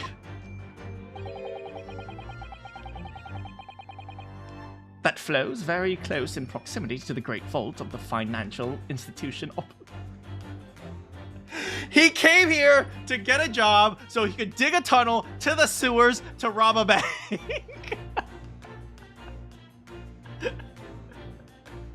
I can't. What are you? It's possible. I mean, it's possible. In summary, sir, you devised a master plan to pull off an elaborate bank robbery by dint of underground tunnels. How do you think he got his clothes? Master plan! Which brings us to the last chapter of this lurid scheme. Is it scheme or scheme? How do you pronounce it in British? I think it's scheme. With what plunder did the thief hope to make off from the underground vault of the bank? Are you quite serious? Having consulted with Scotland Yard some days ago, I happen to know the answer. But naturally, the answer is no secret to you, is it, Mr. Benedict? I have no idea what you're talking about. He probably doesn't. Allow me to present you a rather interesting piece of evidence. Ho-ho! You see, this picture postcard tells us all we need to know. His evidence is a broken shovel, a job flyer, and a postcard. Oh, Mr. Sholmes, you've done it again. A postcard of the Great Exhibition. I'm afraid you've quite lost me. Currently in the final stages of preparation. Do we actually get to go to the Great Exhibition? That'd be so cool. We'll soon be underway. Sholmes invented BSing. Sholmes is literally the first person in the world who has ever BS'd in his life, in their life. And the government has provided extra funds to complete the centerpiece, the Crystal Tower, which looks something like the Eiffel Tower for some reason. Funds that currently sit in the vault of a bank on the other side of the road. I wonder how quickly they can build a crystal tower in that era. Probably very slowly. They've probably been doing it for like a few years. Pardon? Yes, the considerable crime you have been contemplating is the theft of which sits in the vault of the bank. The special reserve funds for the Great Exhibition.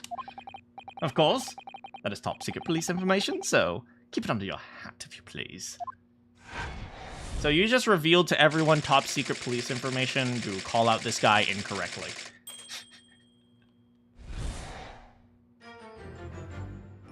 Oh, thus concludes Sherlock Holmes' great deduction of the pawnbrokering puzzle. Elementary, Elemensky, my dear Russians.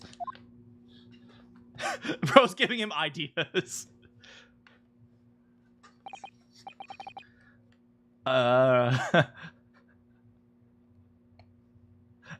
was almost correct. Almost don't cut it. He's convinced. No, well, stop. Mr. Sholmes. Oh, well, Mr. Naruhodo. An impressively upbeat deduction for a detective raked with loneliness, do you not agree? In your native tongue, they would say, Warita. No, they wouldn't say that. And was it true about what you said about the bank and has a vault? Indeed, though few know of its existence, it is one of the government's most closely guarded secrets. And you just gave it to him! Gregson told me, in the strictest of confidence. Well, Gregson maybe shouldn't have trusted you. But you just announced it to everyone here. Rather loudly, in fact. Ah, well... And if it's such a big secret, how would Mr. Benedict have come to find out about it? There can be but one explanation for that. Clearly, it's because the man is a criminal! What if he didn't know anything about the money in the vault? If he is a criminal, like you said, then buying a brand new shovel is probably the first thing he would do now that he's revealed the secret. Oh. Uh-oh. Or if he doesn't, maybe Windibank will. Always there's plenty of shovels here. On my life, I assure you I'm not so unscrupulous. Scrupulous. Well, hopefully this has taught you a valuable lesson. Sensitive information must be handled with the utmost of care! I hate this man. One can never be so sure that someone privy to secrets won't disclose them. And once the word is out, it's out! Perhaps I'll think about that twice before confiding in you. An excellent idea, Mr. Naruhodo. Oh, as the Japanese would say, daisuki. Well, Mr. Naruhodo, you know what to do. Yes. Let's fix the stupid deduction. I like how his wrong deductions are they actually home stories? I wasn't really paying attention to that, but you're absolutely right. I think, wait, so his first one was that there was a snake in the vent, which I think is the speckled band. What was the next one? The next one was... No, he wasn't in the McGilded case, but then the one after that was the 3 Garadebs. The 3 Garadebs was with... I don't remember. Naruhodo, it's 4 a.m. Time to correct one of his deductions. Yes, Susato.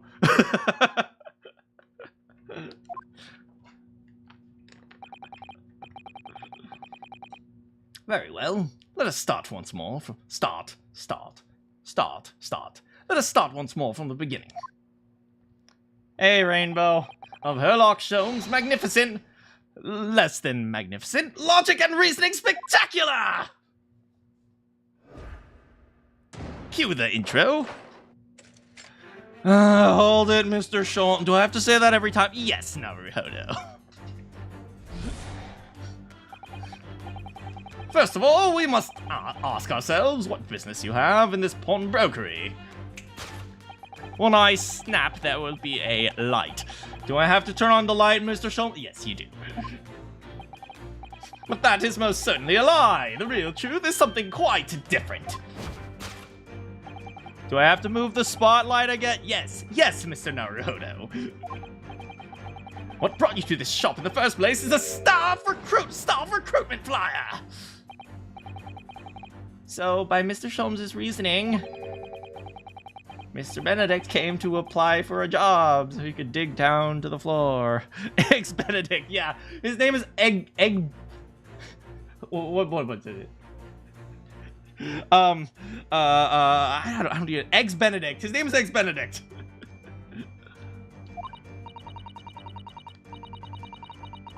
Egbert Robotnik or something. In his attempt to tunnel to the sewers to gain access to the money in the vault in the bank across the road. But he won't get very far with a broken shovel, huh? No, I think it's safe to say his motive lies elsewhere. Question is where? Why do you bring Mr. Benedict here at this particular point in time? His hat? That silk hat is whiter than white. Only an English gentleman could hope to carry off something so bright. But it looks so incongruous with the black overcoat, don't you think? Perhaps it's the latest London fashion. I mean, it's just guesswork. How about it, Mr. Naruhodo? I think you look very fetching with a white top hat. Well, you know, I think it might look rather incongruous with my black university uniform, so... Oh! Oh, look! Look! He was tracking her! He has like a little picture of her and everything! White clothes are the worst, they are. Oh! Look at all the scribbled notes on the back of the flyer here. I don't believe it! What is it? Listen to what it says. I can imagine they're all just frozen in time and Naruhodo's just like, let's see what's behind the flyer, and just walks around.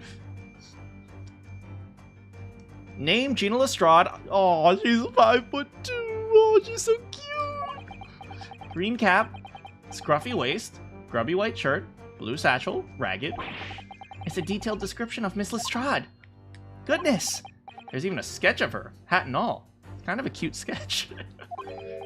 Although if he showed it to her, she'd fire that smoke grenade launcher in his face for sure. And look, the details of the shop have been written down here too. Windibank's Pawnbrokery, Baker Street, redemption deadline 15th of April, which is today's date. Why would Mr. Benedict have all that information scrawled on the back of the piece of paper? Info about Miss Lestrade. Take that!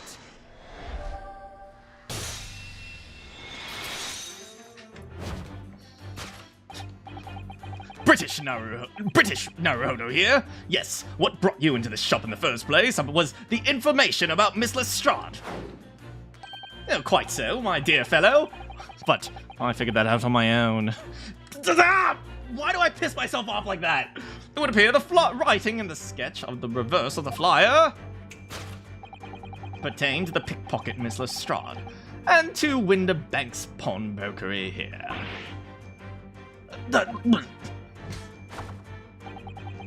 You originally told us that you had merely given chase after Miss Lestrade stole the redemption ticket from you. Oh, but that, sir, is a thinly veiled lie.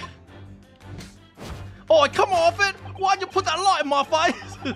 It is the information on the back of the flyer that led you here today, by which I mean here to Windibank's Pawnbrokery, and today, the redemption deadline of the overcoat. So, you waited outside for the girl matching the description you have written down to arrive. and you have gone to some lengths to hide the reason of your pursuit of Miss Lestrade. In other words, There is some ulterior motive for your actions. A cane which you unwittingly clutched to your person. Yes, it is a broken shovel! The contradiction of which I speak, of course. Yes, you don't have a fair rule. What's a fair rule? I don't know, but Sholm said it, so it's probably not important. Ah, fair enough. Yes, exactly. And Sholmes is right that it's missing, but that doesn't actually look broken, does it? No, it doesn't. Though the gentleman certainly did recoil when Mr. Sholmes identified the cane.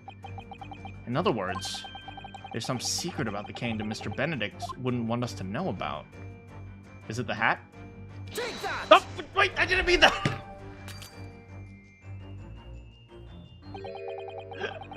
A feral cane is to a cane as a hat is to a gentleman.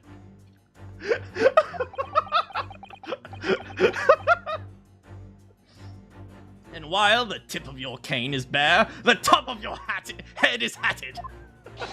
I ask you, could there be a more conspicuous contradiction anywhere in the world?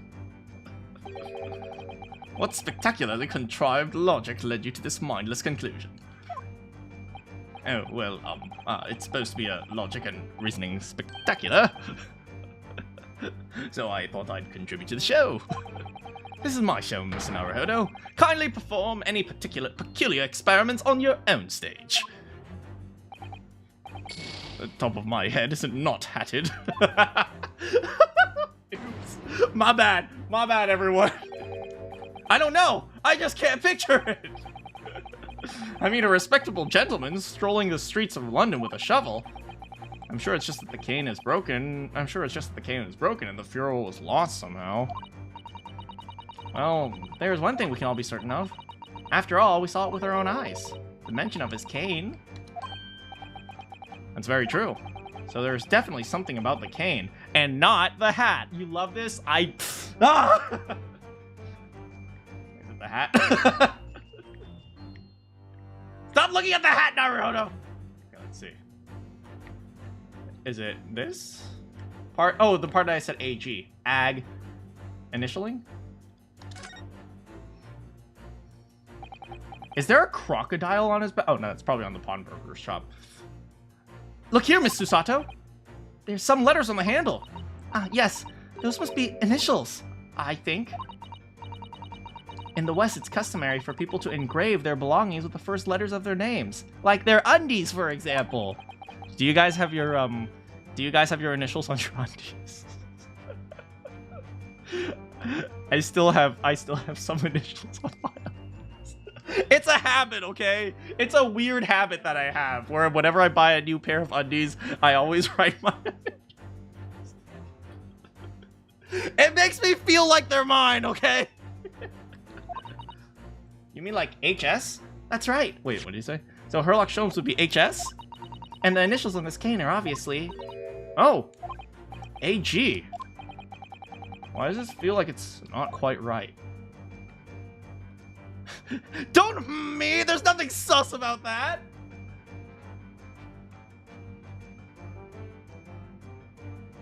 Take that!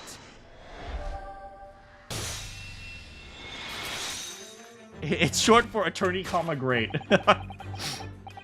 The contradiction of which I speak is, of course, the initialing. Most astute observation, wouldn't you say, Mr. Egg Benedict? We are led to believe, sir, that your initials are EB. Yet a most possessive manner, you have in your grasp a cane bearing the initials AG. An incontrovertible contradiction indeed, would you not agree? No, you're wrong. This cane isn't... You said before that you had a cane for years. Oh, spin. So don't try to tell us that you borrowed it from a friend or found it in the park. In short, though you hold yourself to be a gentleman, You have withheld your true name. Did he just rip his pants? You recoil, sir. Is something wrong? And in your recoiling, you inadvertently facilitate the answer of the next conundrum to present itself. Namely, what is the truth behind this rod that you bear? Yes, your reaction betrays the truth. Is he seriously gonna... It is not a shovel! We've already... Let's consider the bare bones of what happened here, Miss Lestrade. Miss Lestrade redeemed the fine-looking overcoat, and now a mysterious man has appeared introducing it with a fake name. He ripped the coat! He ripped the coat because it doesn't fit him! And claiming that the overcoat belongs to him. Remember when we heard that ripping sound? It's like, I thought, did he rip his pants? No, he ripped the coat! We know that actually identified Miss Lestrade from a written description, which suggests everything he's told us is untrue. So what we need to do here is somehow prove that the overcoat cannot possibly belong to him. There it is. Take that!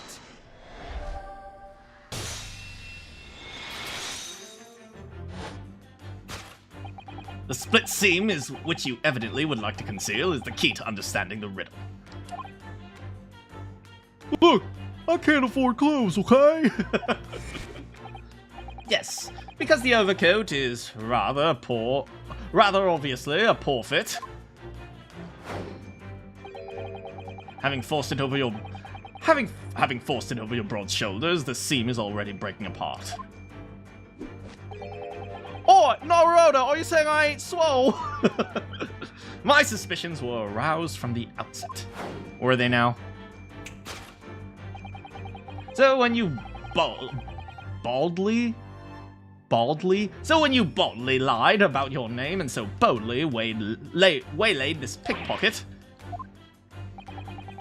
this catalogue of untruths had all been for one very specific purpose. To steal the article that the young girl redeemed from Mr. Winterbank. Oh, cha-cha real smooth! But what really irks me is this. The considerable crime I initially imagined has been considerably curtailed!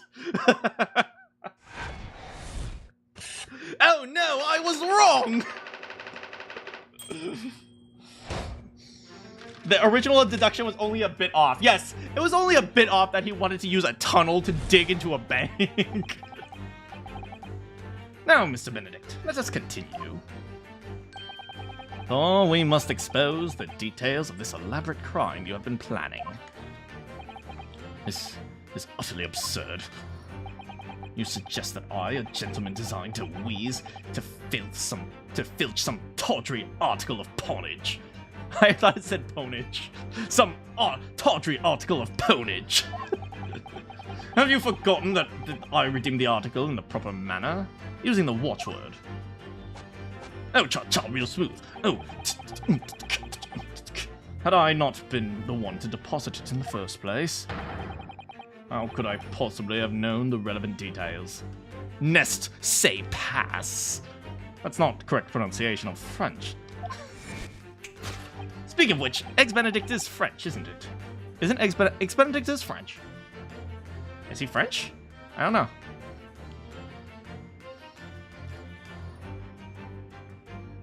Oh, but the watchword can be discovered.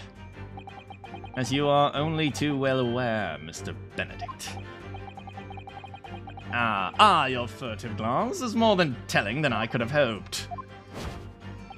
Let us consider how one might come to learn a secret watchword relating to a pawned property of another.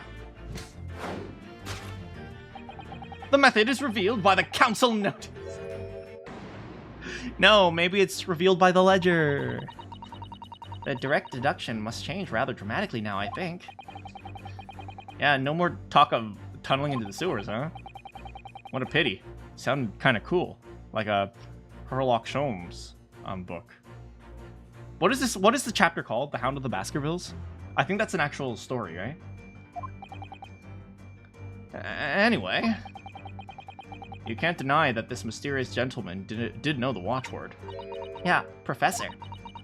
If you didn't know that word, Mr. Windibank would have never allowed you to redeem the article. Or looking at it from another way, if you did know, Mr. Windibank would allow you to redeem it, whether it was yours or not. So the question is, could this gentleman have found out the watchword somehow? Well, I mean, the ledger is literally right there. Oh, notelet? Images? Here. Gun? Notelet?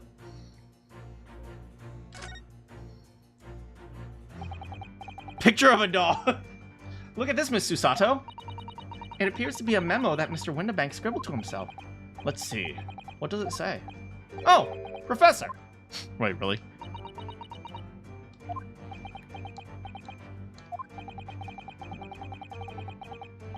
Mr. Windibank must make a note of the watchword the customers give him right before their eyes.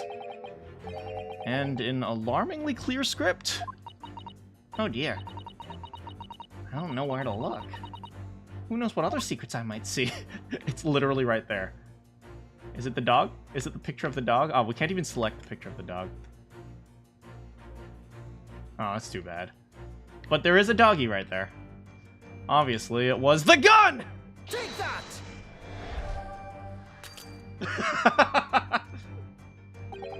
Coercing the broker for information by holding a gun to his head. That's assault! But using the broker's own gun to do it, that's rubbing salt in the wound. That's rubbing salt in the wound. That is... Naruhodo, please never say that again. Oh, that's awful. I should have never clicked on this. But somehow, when none of us were looking, you must have forced Mr. Windibank to tell you the watchword. What precisely was your intention with that, Mr. Naruhodo? Just following the natural progression of the deduction. Sometimes the truth hurts. There, the truth is, you do not have a turn for observation or deduction. Did that hurt? Yes. A lot.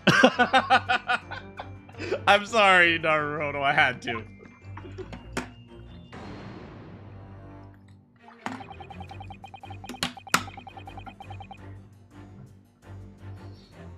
There's no question Mr. Benedict used some wheeze to find the watchword. Let's think. He only appeared at the shop after Miss Lestrade.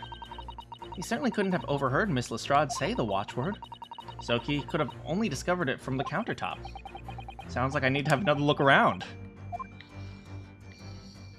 Yes, yes. Take that!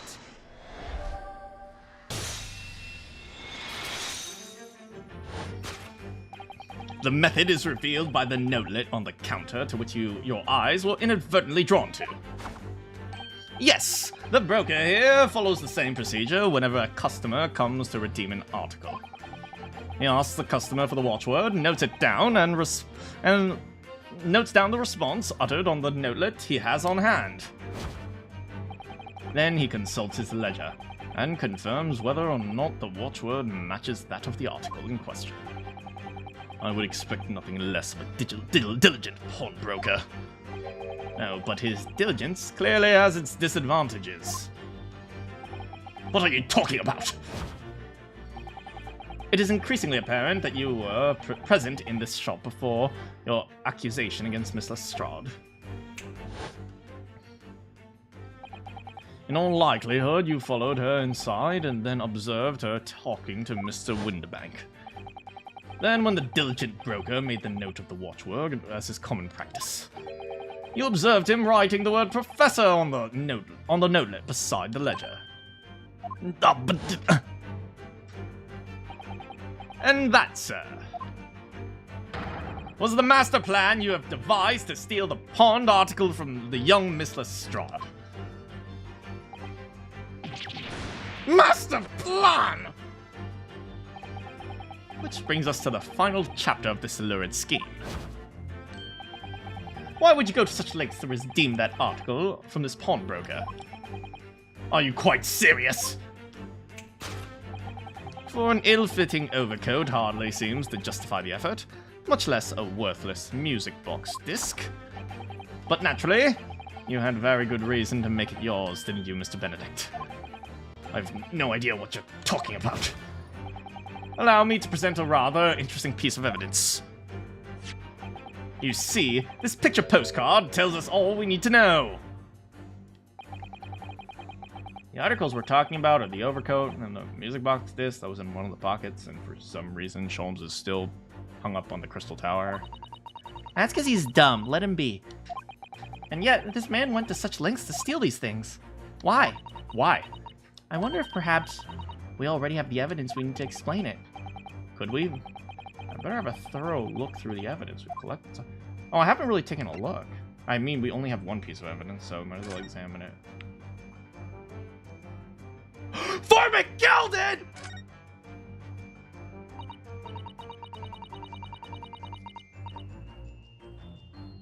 You found me lucky charms!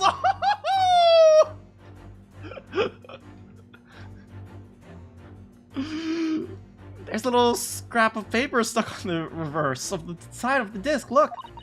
And scribbled a word or two. Looks like somebody's name. For McGilded. McGilded? It couldn't be! But it is, Mr. Naruhodo. A name I shall never forget as long as I live. He never gave me a red balloon. But why?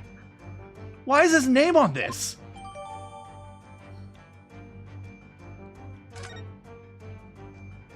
Okay, so we know that Mr. Oh my god, these are actual spikes. You know, usually the pins are flat, but these are literal spikes. What the frick? Who designed this? This is like a weapon. Do you think we can read it? Do you think the music box is actually like music boxical? You know what I mean. Because in theory we should be able to read it. If this is radial, then everything should just be a line out from the center, because it spins like that, and then the things, or I don't know where exactly the pins are supposed to hit, so it might be a little bit off center. So I guess it depends on the music maker, right?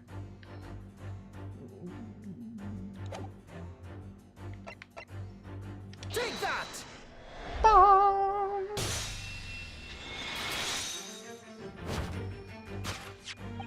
You see, this music box disc tells us all we need to know. What is that on the back?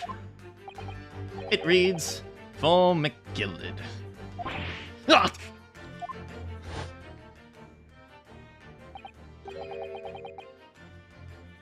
Ah! Mr. Magnus McGilded. When was McGilded's trial? Today is April 15th. When was his trial?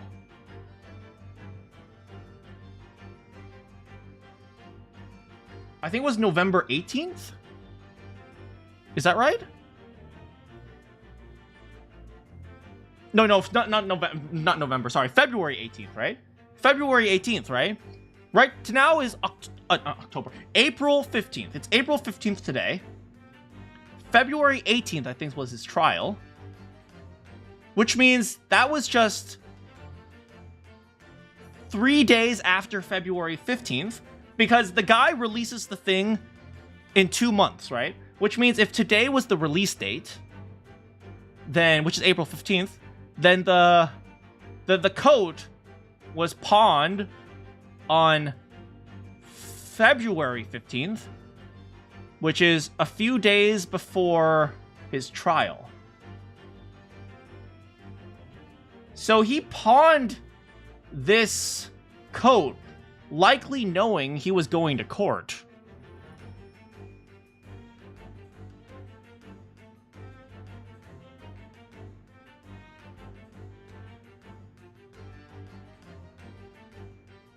Right, because it's only a few days before his actual trial. So could it be that this actually belongs to Magnus McGilded? For Magnus McGilded.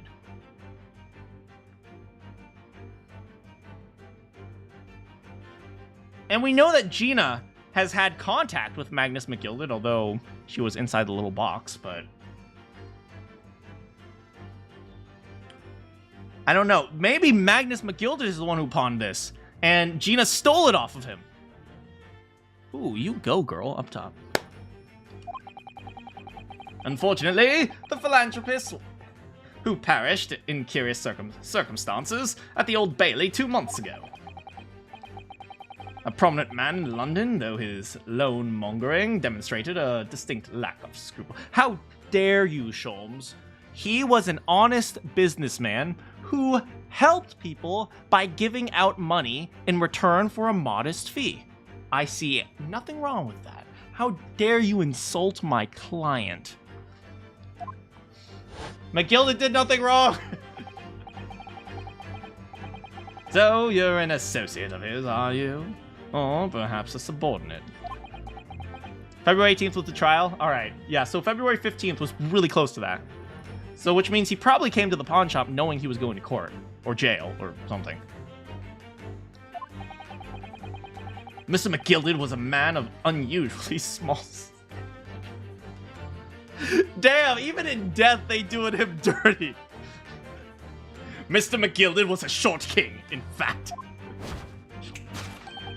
He was precisely the right size for that overcoat you squeezed yourself into. 15th was when the murder was? Oh. So he probably pawned this knowing he was going to kill... No! No! No! No! How dare you! You guys are trying to manipulate me? McGildis was found innocent! How dare you guys try to imply that he murdered someone?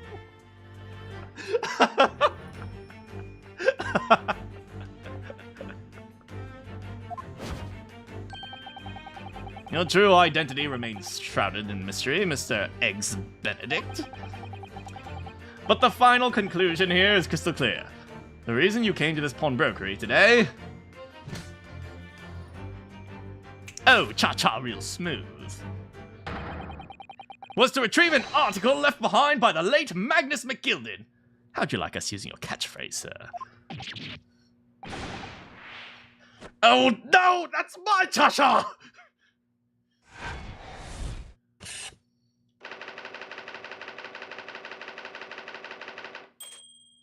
We never said anything about that. Maybe you think he's a... Shut up with that reverse psychology! Get out! Fun fact, McGilded is the oldest defendant in Ace Attorney. Really?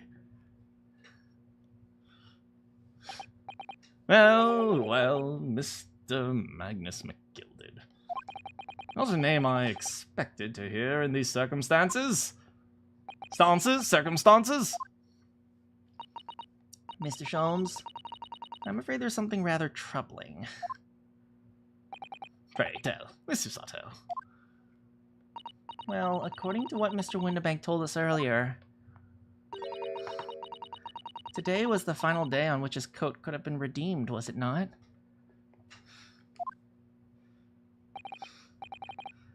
You can still hear him looking for the Lucky Charms to this day.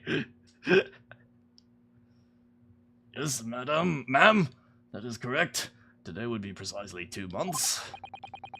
Today's April 15th, so 2 months ago, today is... Would have been February 15th, sir. That's right. It's all carefully recorded in my ledger. Isn't it funny how Magnus McGilded pawned this item in February, the shortest month? I'm sorry, Magnus McGilded. I'm so sorry. Deposited at 10:30 p.m., I see. What? But wait, PM? Not even Mana also doing him dirt. Wait, PM. February 5th. That would have been probably... Wait, it was at night, right? The murder was at night, so that was probably after the incident.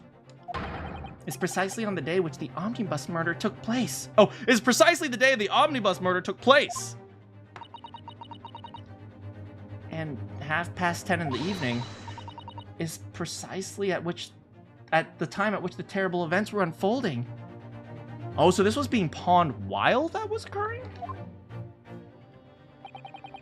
Suggestive is not the word. It would seem the matter is entirely beyond coincidence. Well, but...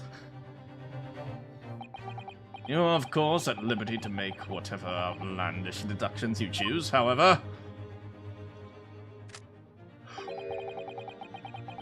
What the frick, man? Yo, Winterbank, get your gun. Susato, catch these hands, girl. Let's go. Oh, come on. I must insist you hand over the music box disc. No. This ain't America, Egbert.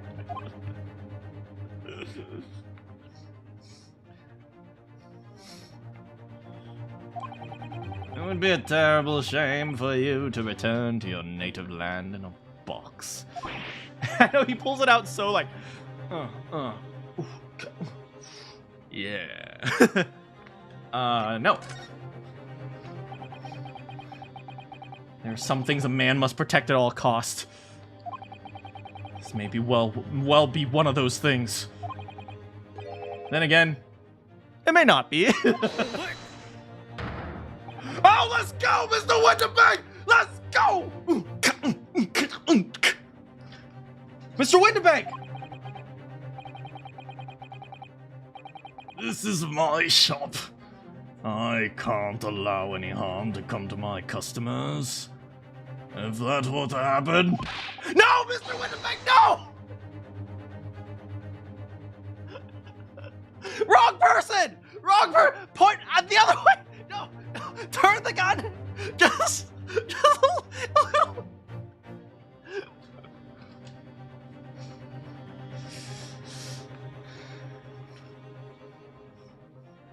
I should have to take my own life.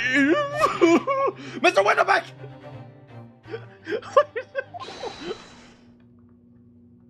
All right, that's enough. What is this?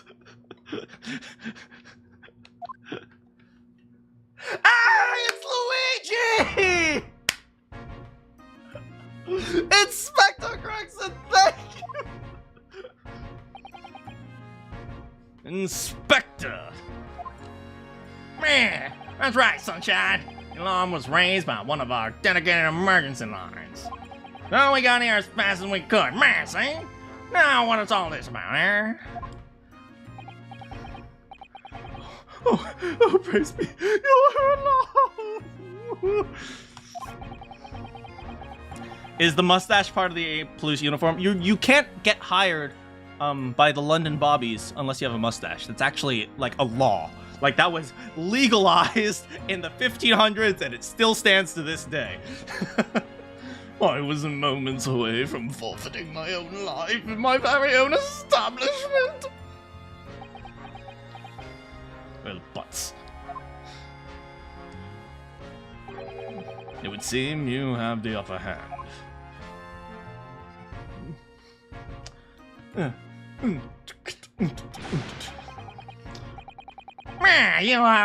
You right lot have some explaining to do. I don't appreciate being bothered with some petty argy-bargy. With some petty argy-bargy. Let me eat my fish and chips. That's good fish. Oh, yeah. Petty? Mr. Winterbank very nearly met his end by his own hand. Yeah, by his own gun as far as I can tell, man, see? Oh dear. And the whole Breton could mean it down with it. I don't get to the bottom of this case I'm supposed to be working on. What on earth is the case, Inspector? Spare no detail, Gregson. You like how Gregson looks fed up? I mean, he's got to deal with Sholmes on a daily basis. What do you expect? I might have said a little bit too much. No matter. It's nothing to do with you lot, Massey. Anyway, sir, you're gonna have to come down with me to the station. You know, whenever I do this accent, I'm reminded of Ghost Trick. Meow, see? But of course, Inspector. Nah. He's gotten away! Fabulously! Get after him, lads! He can't pirouette away!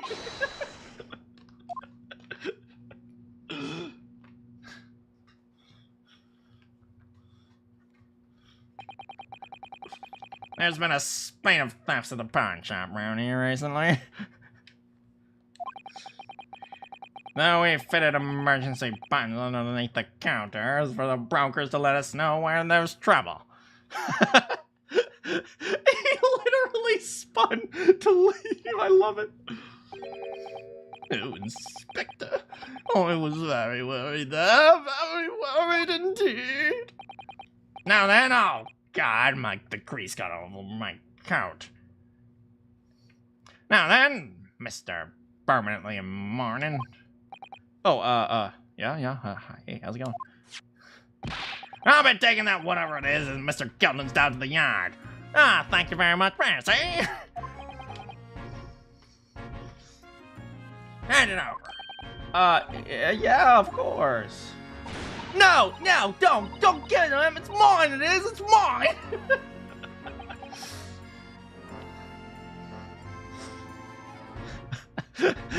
Super stylish escape. This one time, I was almost mugged by Valerie. I'm sorry, miss. Anything belonging to Mr. Gelton has to be taken in as evidence. As evidence? Yeah, because he is dead. Well, I guess they're investigating his murder? If the police demand something as evidence, my dear fellow, we have no choice but to capitulate. It's all yours, Inspector. Sholmes, I'm gonna get you for this. Oh, Gina. And so we handed Mr. McGilded's disc over to the inspector. Rest in peace. And we summarily turfed out of the shop onto the street. Is Gina still hanging with us? Wait, that was it? What? I'm Inspector Luigi, see? Mario! Sherlock Holmes is scaring me, Mario!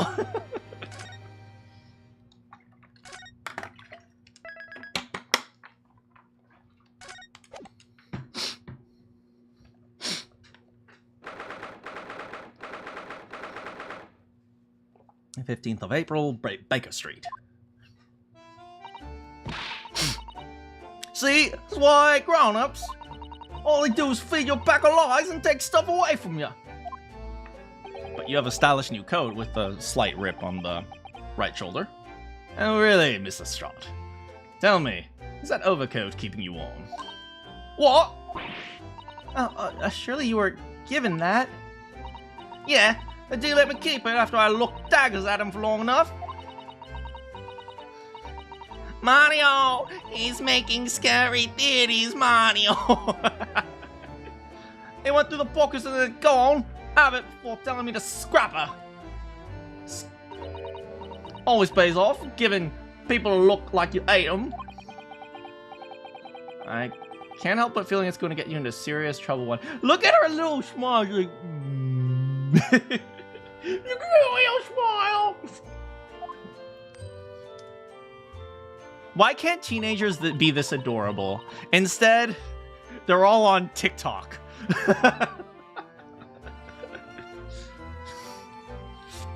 What? I really wanted that. What I really wanted was that nice shiny disc, mate. That music box disc? Mr. Wittenberg said it was practically worthless. I think I'm going to have another. I think I'm going to go and have another bash. Give it a long hard stare. I think not, Miss Lestrade. We shan't enter Winterbanks again today. What? Why not? It's not fair! It can't be helped, I'm afraid. The police are investigating. I'm taking a statement from Mr. Winterbank. But this is mine! I had the ticket for the coat and it was in the coat pocket! Should be somewhere else and all. That's what the wrong girl said and all. Yeah, he did mention something about another article, didn't he? Well, that's my who, whatever it is. Now she's really pushing her luck. Miss Lestrade, I think it's finally time to admit defeat. You've had your haul for the day. Yeah, and we're on your wall, Joe. She's getting less and less intelligible.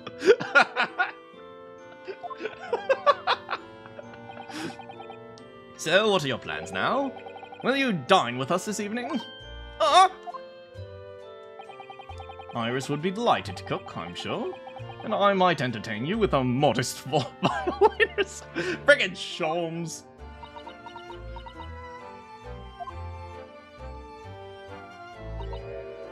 Nah. Oh. What's going on? Are you all around? Okay, I need to get the accent back. What? Oh, I come around to your place, eh? And you lost your head or something? Oh dear, she's such a tsundere. We love you too, Gina. Having reviled on me quite unnecessarily, might I add? I can't help but wonder if perhaps she might turn up anyway. Interesting. Once she's had a chance to calm down, I think there's a good chance she'll decide to come. Very well then. I'll inform Iris to set a place for our potential guest at the dinner table this evening. And one more thing. I should be glad of your company later too. Sorry? I believe I will have a rather splendid surprise to show you. Is it a new car? You shall have to wait and see, Mr. Soto. Until later, then.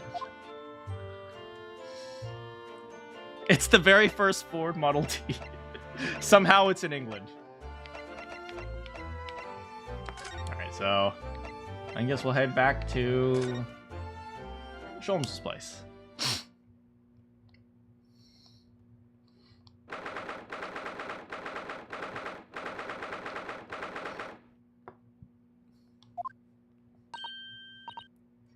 Susie, Runo, come in, come in.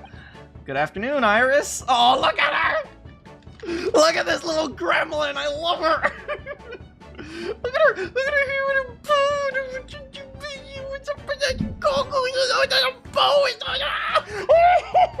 Can I squeeze her?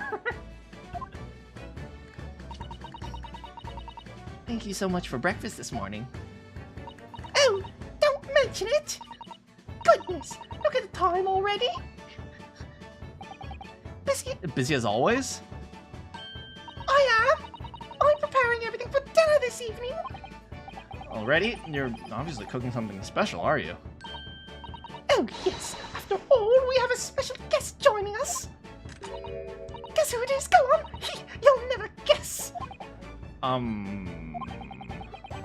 Look at those little eyes of hers shining. I have no idea. Oh dear. It's awkward when you already know the answer. It's Ginny! Isn't that exciting? Oh, what a surprise! Yes, that is wonderful news. Wow, Iris seems overjoyed at the idea. I mean, she probably doesn't have very many friends who are also, professors in medicine, so... I can't wait to learn some pickpocketing tips from a real professional. Yes, that does sound like fun. Yes. I'm not sure that's entirely appropriate. Are you, Mr. Naruhodo? By the way, Iris, what's Mr. Sholmes up to? Hurley? Oh, he's been like that ever since he got back. Hello, Mr. Sholmes! I beg that you won't speak to me. Sorry? I don't know who you are, but kindly take your leave. As you can see, I'm not here. I don't know how to respond to that. I do apologize. When he gets like this, he's completely oblivious to everything. Yes, I see. Really? behaves just like a child. I love how Iris is the mom. Oh, I love this girl! I love this girl! This girl is so precious, I love her! And then she'll become a teenager, and then no one will like her anymore. Mr. Sholmes and Iris have something of a parent-child relation. Exactly! Oh my god! Yeah, except Iris is clearly the parent. Come to think of it, I wonder where her real parents are. Please don't ask. Hey, how's it going, Slippery? What's the matter, Runo? You have ever such a funny look on your face. Oh, no, it's... nothing. I know what it is. Why does this little girl live here with Mr. Sholmes, you're wondering? Am I right? Out. Oh, Runo, I'm a genius, remember? This girl is dangerous. Don't worry, you can ask me anything, I won't mind.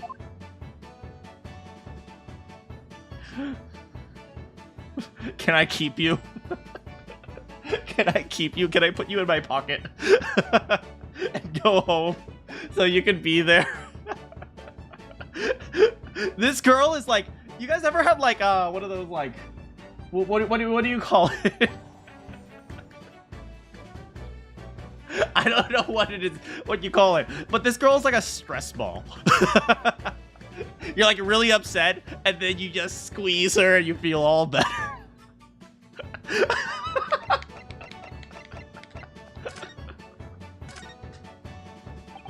So, by Ginny, you mean Lestrade?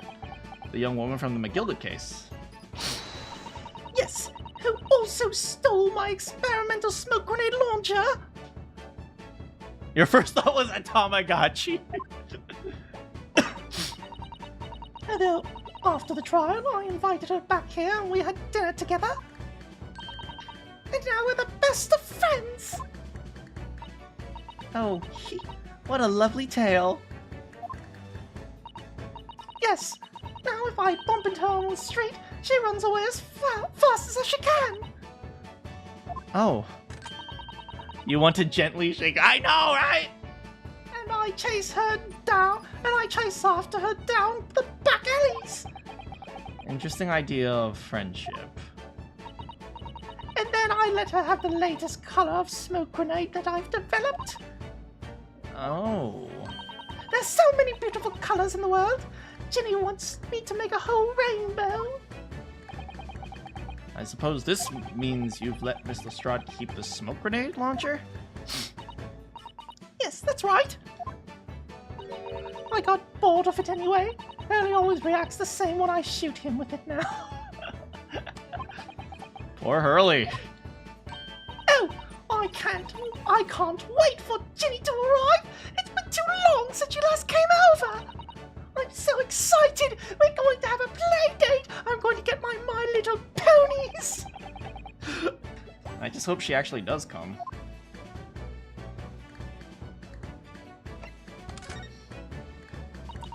I'm sure you've been wondering why it is that I live here with Hurley, haven't you?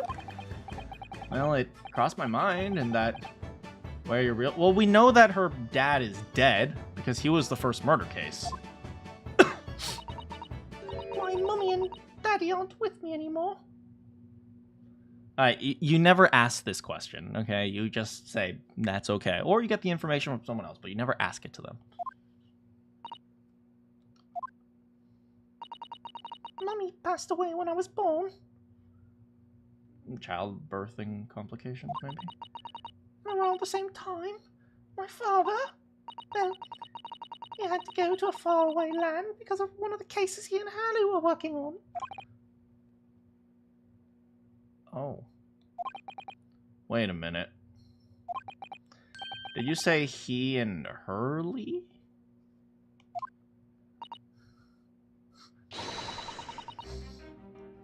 Yeah, Ryunosuke asking a 10-year-old where her parents are when he already knows that one of them has been murdered. Ugh. Yes, Daddy Daddy and Hurley were always solving mysterious cases together. They were Sherlock Holmes and John and Dr. Watson. Wilson. Sherlock Holmes and Dr. Wilson. You didn't mention that before. He wrote them all up in his diaries. That's what the metal chest over there. That's what's in the metal chest over there. The mom died when she was born. She didn't really elaborate. Really, he recorded them all. So you mean it's true?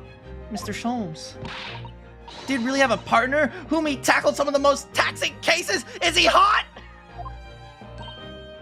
Yes, my father is very hot. I mean, it's always nice to have one, isn't it? So Mr. Sholmes' partner was your father? Exactly. Oh my god! I did not just realize this. You guys will have to zoom in, but at the very right-hand bottom corner, she has on her backpack, she has a keychain of a rabbit Sholmes and her as like a little mouse. Oh my god! Oh my god, that's adorable! You can barely see it. It's at the very bottom right corner.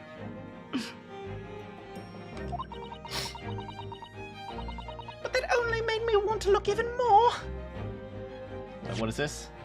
Exactly. Hurley told me I wasn't allowed to look in the chest, but that made me want to look even more. Merch lore. Oh my god, I would buy the heck out of that. I would buy 20 of them and put them all on my phone, and my phone would be more like mouse irises than actual phone. So I opened it up. And you found your father's memoirs? Yes. So I asked Hurley, who wrote these? He nearly fell off his chair. But then he told me that when I found out that the author of all those accounts was my father. So Iris's father was Mr. Sholmes' partner. Alright, tell me about your father. I've practically lived with Hurley my entire life. I was tiny when he took me in. So, it came as quite a shock when Hurley told me he wasn't really my daddy. I mean, It must have done. I wonder why Mr. Sholmes chose to tell you at such a young age. Hurley says it's because he wouldn't have been able to hide it from me. Oh? Well, having lived with Hurley all these years, you might expect his ways have rubbed off on me. There are some things I can just see. Especially lies. I almost know when people are lying before they open their mouths sometimes. Right.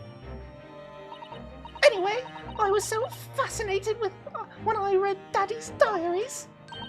That's what inspired me to write the adventures of Sherlock Holmes, actually. I always assumed Mr. Sholmes simply told you all those thrilling stories. Oh no, Hurley's hopeless like that. He forgets everything. As soon as he's solved a case, it all but vanishes from his mind. So everything's still there because he's never solved the case. Oh, I see. The other day it was so embarrassing as usual. He told me he forgot about the case he just solved. So the very next day, he gathered together all the people involved in and proceeded to solve the case again. Wait, what? It was quite a shock for everyone. Yeah, he's weird. You share your father's surname, don't you, Iris? That's right, Wilson. Daddy is Dr. John H. Wilson. Uh-oh. I learned that from his diaries. He's a doctor of medicine. Is that like, oh, my bad. Oh, one more? Want to run it back? Let's run it back. That's what prompted me to study and study so I could earn a doctorate as well. At the age of 10. Iris's father, who went to some distant land, and a doctor by the name of John H. Wilson.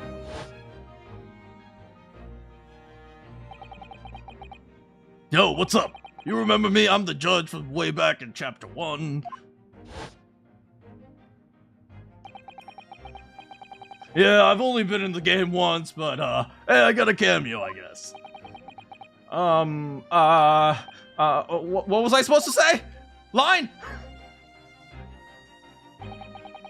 That's right. Visiting professor of medicine at Imperial Yume University. A man, in the most bizarre of circumstances, lost his life before we left Japan.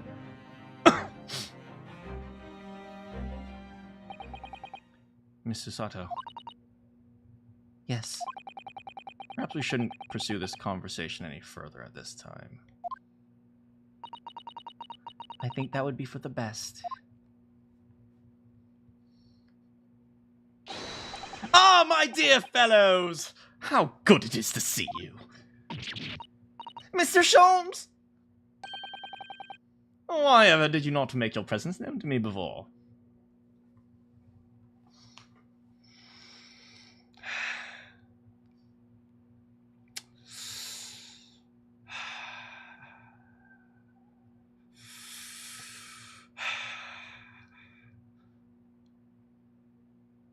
Wow. Wow, buddy.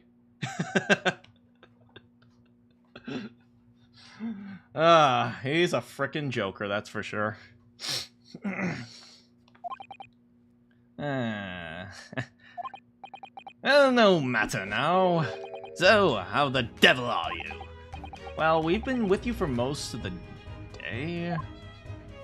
Oh, goodness, really? Do tell me, Mr. Sholmes, is your violin unscathed? My violin? Whatever are you talking about, dear madam? Never mind that now. I have something far more interesting to show you. Behold, my dear fellows. Wait, what? Oh, another music box disc. No, not another disc, Mr. Sato. This is the one Gregson demanded we hand over as evidence. The McGilded disc. Demand? Is it demand or demand? Demand. I know it's command, right? It's command, right? Cambridge. Demand. It is demand. Demand. Why? Why English? Why are you so hard? Oh my. Then what's it doing here? You know, at times, Mr. Naruhodo, I think that though I have an undeniable turn for detection. Oh, I may be even more adept at larceny.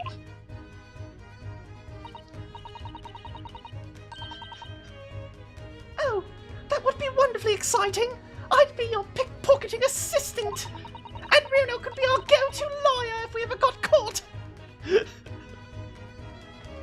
Can we focus on the fact that he somehow stole the disc? Anyone? Sholmes is you're tomfooling again. Her lost brain cells. All two brain cells are rubbing against each other right now. He gets a little bit silly, but that's silly.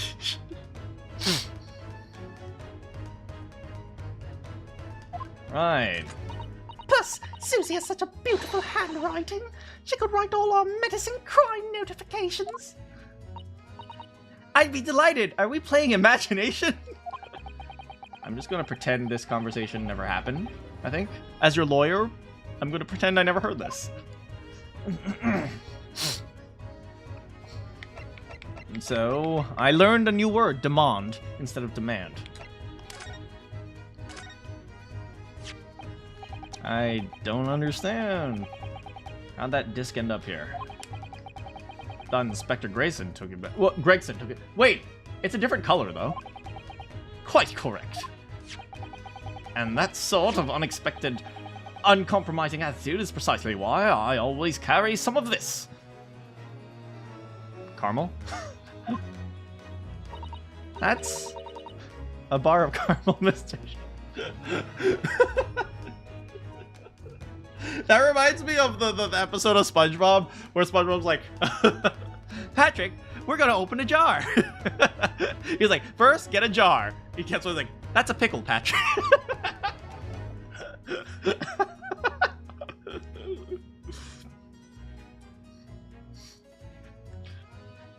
That's a bar of caramel, Mr. Holmes.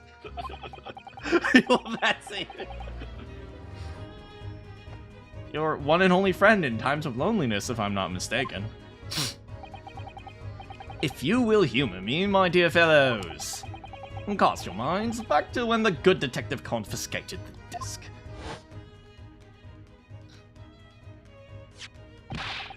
Fish and chips and tea! I got you. If the police demand something as evidence, my dear fellow, we have no choice but to capitulate. It's all yours, Inspector. First, let me rub a whole bunch of caramel on top of it. Oh, yes, yes, very good.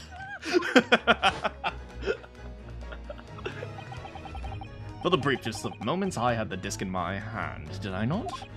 Yeah, you did, but I understand. It was precisely at that moment I summoned my one and only friend into action. I pressed the— oh my!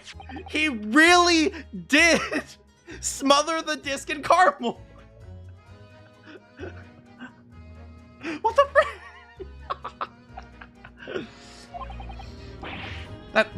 That's so dumb! Okay, that's actually pretty good. That's pretty good, okay? Okay, as long as you can get all the sticky stuff off of it afterwards. And the disc and all the disc and the minuscule protrusions made an image. Indeed, this caramel is quite exceptional. I developed it myself, you know. Imagine it melted. Like, the body temperature could probably have melted it. Suitably soft for making impressions, but resistant to melting. The result of a precisely controlled solution.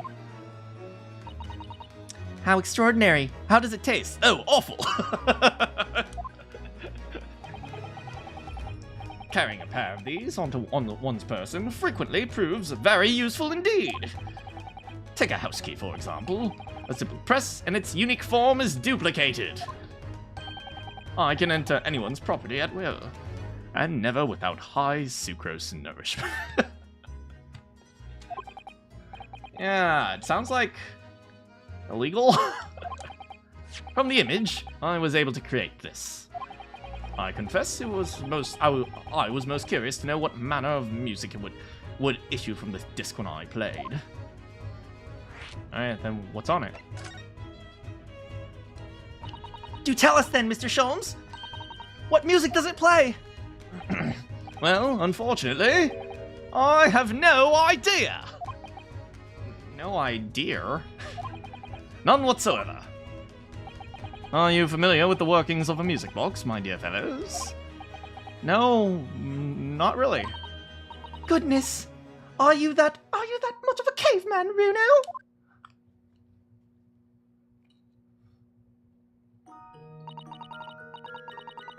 Inside of me. Ooh.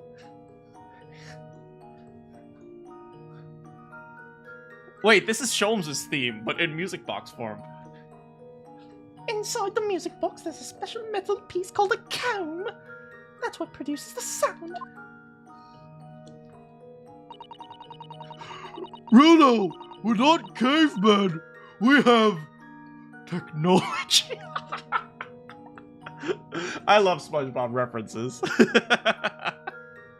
Small protuberances pluck at different teeth of the comb as they rotate past it, making the different notes. The first music boxes were to be invented using a rotating cylinder with protuberances on it.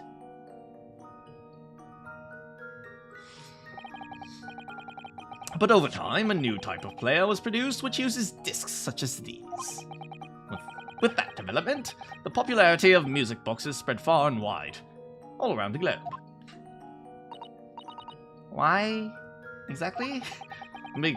Because the discs are easy to produce and can be interchanged to facilitate the playing of different tunes. There are a great many firms in Europe now manufacturing music boxes as a result. It is wonderful to be able to enjoy music even when there's no performer present. It's like AI, we don't need people anymore. But it is the very success of the invention that means we are now presented with an insurmountable problem. What do you mean? As you may imagine, the construction of the firm's music box does not match that of another. And we have no way of knowing in which music box this particular disc was designed to be played. So let's try them all. Have you not heard AI-generated Toho? I have heard AI-generated music. It's not bad. Obviously, it still has a way to go, but the fact that it's even able to generate music is pretty miraculous in and of itself. There's no resolution to this problem, I'm afraid. It's quite intractable. I see. So, that's why. Naturally, I tested the disc in those few music boxes I have at my disposal.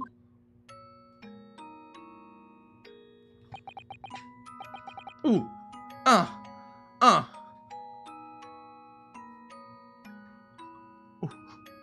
Ooh.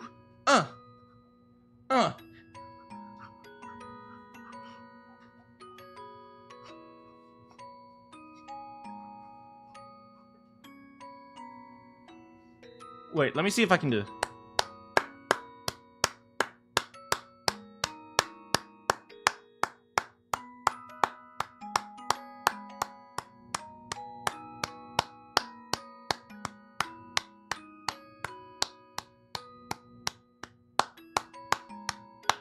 I was thinking maybe I can find a beat to it to see if I can figure out what it is, but it doesn't seem to be an obvious beat.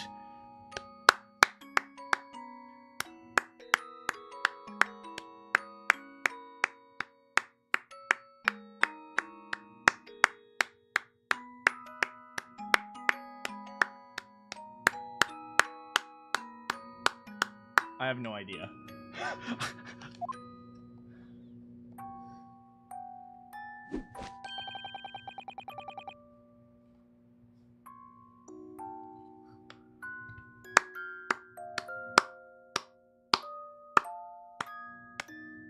The results were equally unsatisfactory in this one.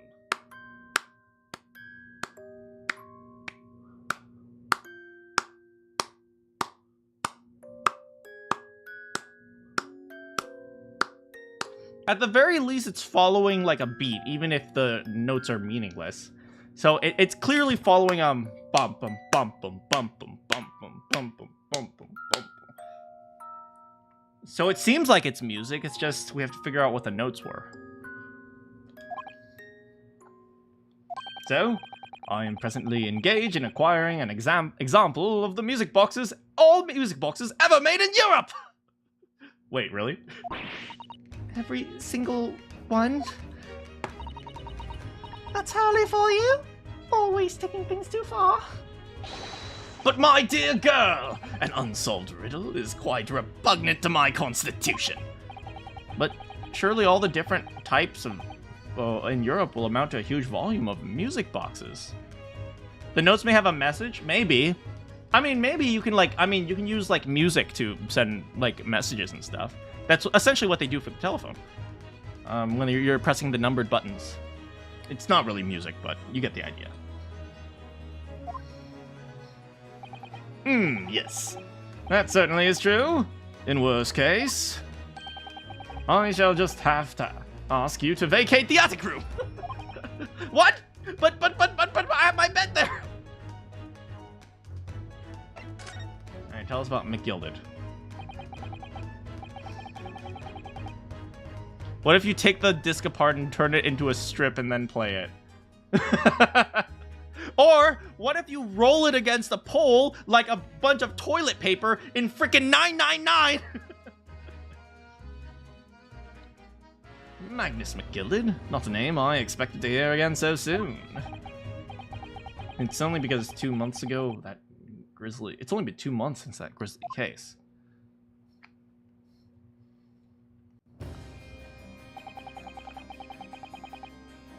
Wait, listen!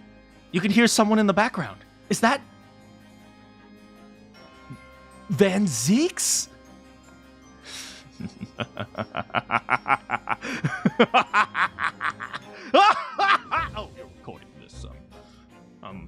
what a tragedy. It was so awful that Mr. McGilded died like that.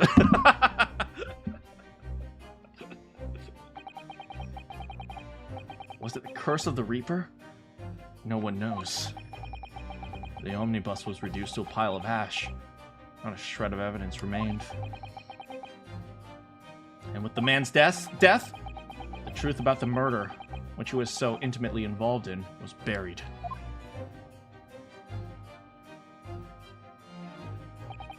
Oh, Eggs Benedict thinks he can cha-cha real smooth.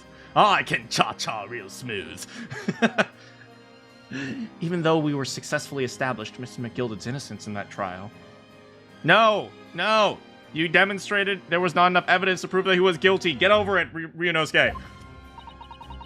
I guess, you know, it takes people years before they're really, like, able to withstand, like, the difficulties of court. So, you know what? McGilded did nothing wrong!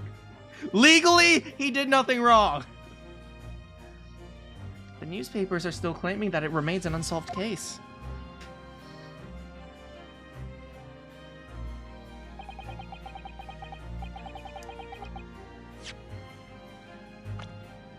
Wait a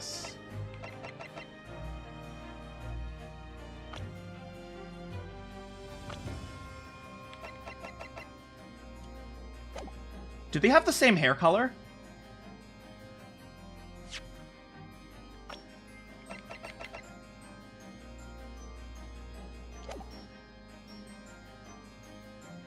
I think they have the same.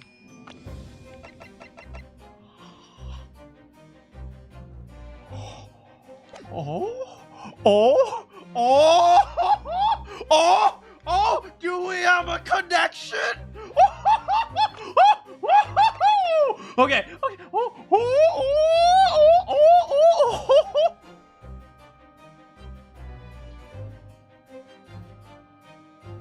Eggs Benedict and Benedict Cumberbatch here. I don't know what's his name.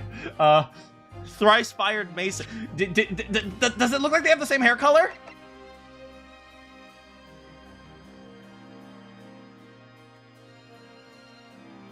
Maybe Eggs Benedict is this guy's like long lost son or something. They kind of do have the same face shape, right? Maybe this is his long lost son, and he's trying to get revenge on McGilded by collecting all the stuff that McGilded had for some reason or other. But maybe he wants revenge. What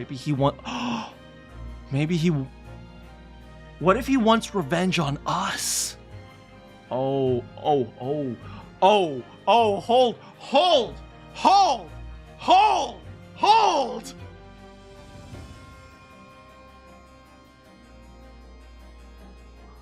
All right, I think we need to be careful.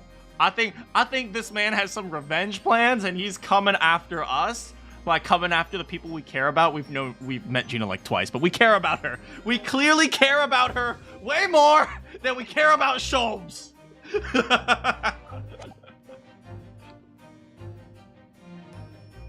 Jimmy Neutron brain blast. Think.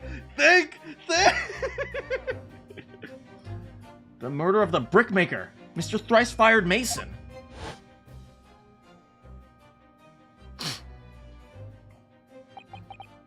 I will say, this guy kind of has the same hair color too, but... What more than this? In the end, the truth of the matter remains a mystery. We still have no idea what really happened. I mean, you can't try him again. I don't know, does 1870s Britain have double jeopardy?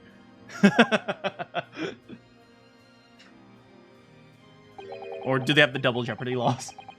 Although, Mr. McGilded was found not guilty through my defense.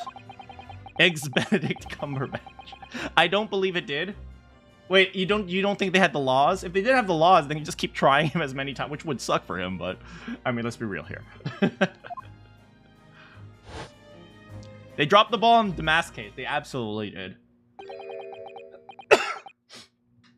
It would appear the case is not yet closed.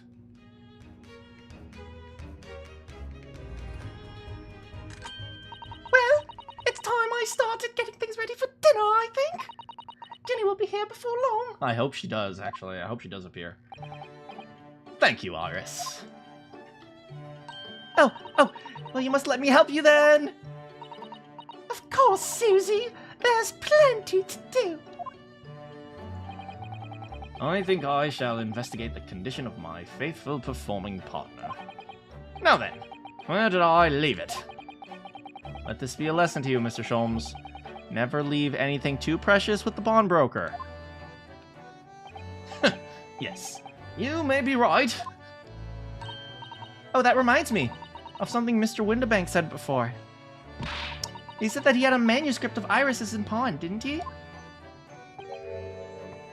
Part of English law for over 800 years, it was partially abolished in England, Wales, Northern Ireland, and Criminal Justice Act 2003, where demand for changes serious offenses retried following an acquittal if news and compelling evidence is found to be in the public's interest.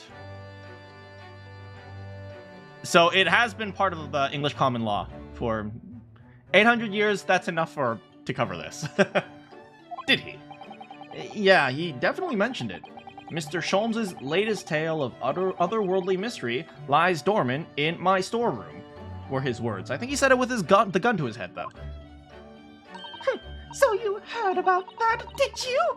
I expect you were as incensed as I was. Oh, yes! The idea of such a wonderful story languishing in Mr. Windibank's storeroom is gathering dust! My dear madam, I'm quite sure I already told you.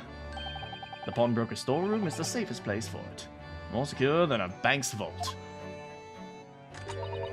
And what about your Stradivarius, Hurley? Was that safe and secure? Interestingly enough, yes it was. Well, there may have been the occasional mix-up, caused by an uncertain, impetuous someone not too far from me. Do you have any idea how long it took to write that Baskerville story, Hurley? Oh, it sounds so exciting. The Hound of the Baskervilles. I should love to read it.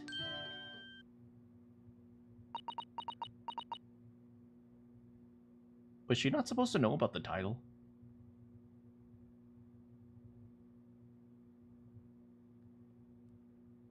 What is that? You were hounded on the baker's village? Oh, yeah, me too. Me too. Right. Oh, yeah, let's go. Let's leave. We're leaving.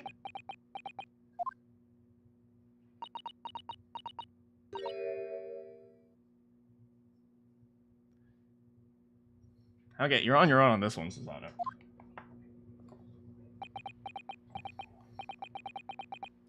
What's going on here? Hey guys! Why does it feel like an icy chill just swept through the room? Susie? What did you just say?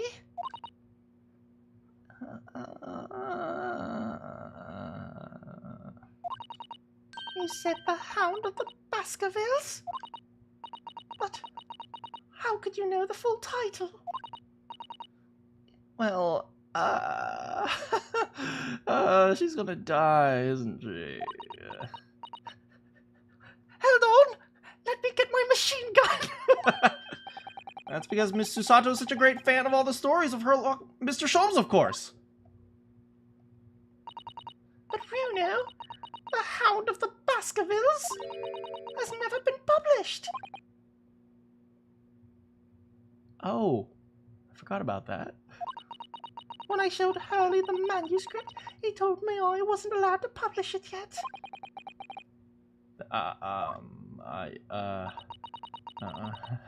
It's kind of awkward in here, huh?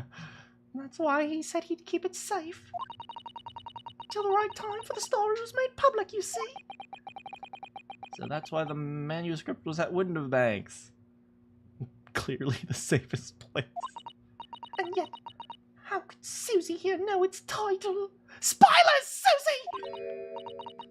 Well... Hurley, what's going on?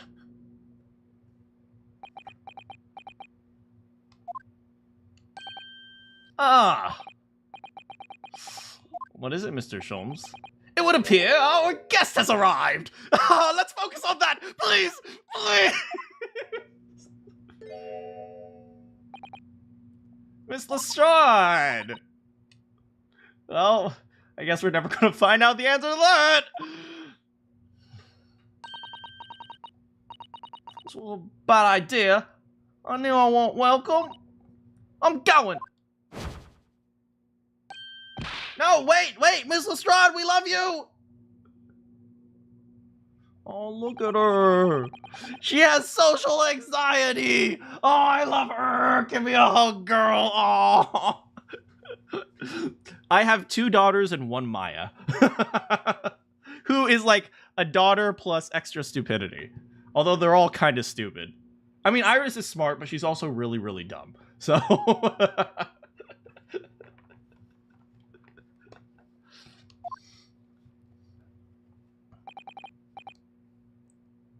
Haven't we, Iris? Now this is awkward. Jaina, why don't we go out and take a walk around the square? Maybe I'll let you pickpocket. This is weird. Oh, yes. Just wait there, Jenny. We'll have everything ready in a jiffy. Come along, Susie! Please don't kill me!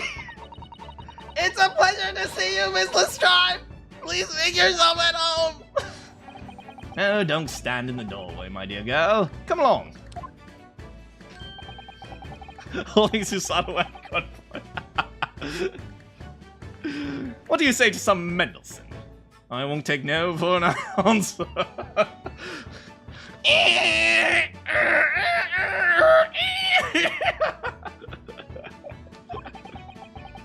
Meddlesome it is, then.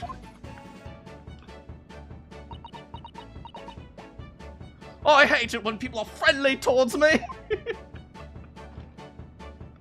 Wagahai! Meow, matey.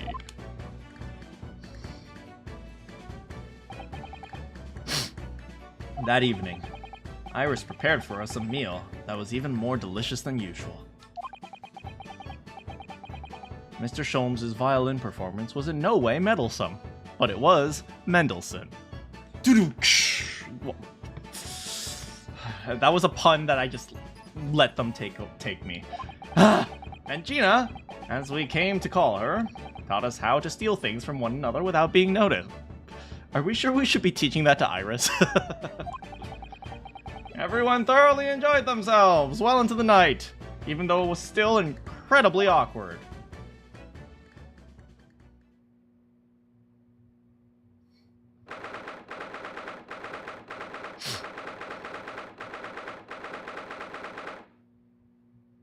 (15th of April, 9:34 p.m. Naruhodo Legal Consultancy.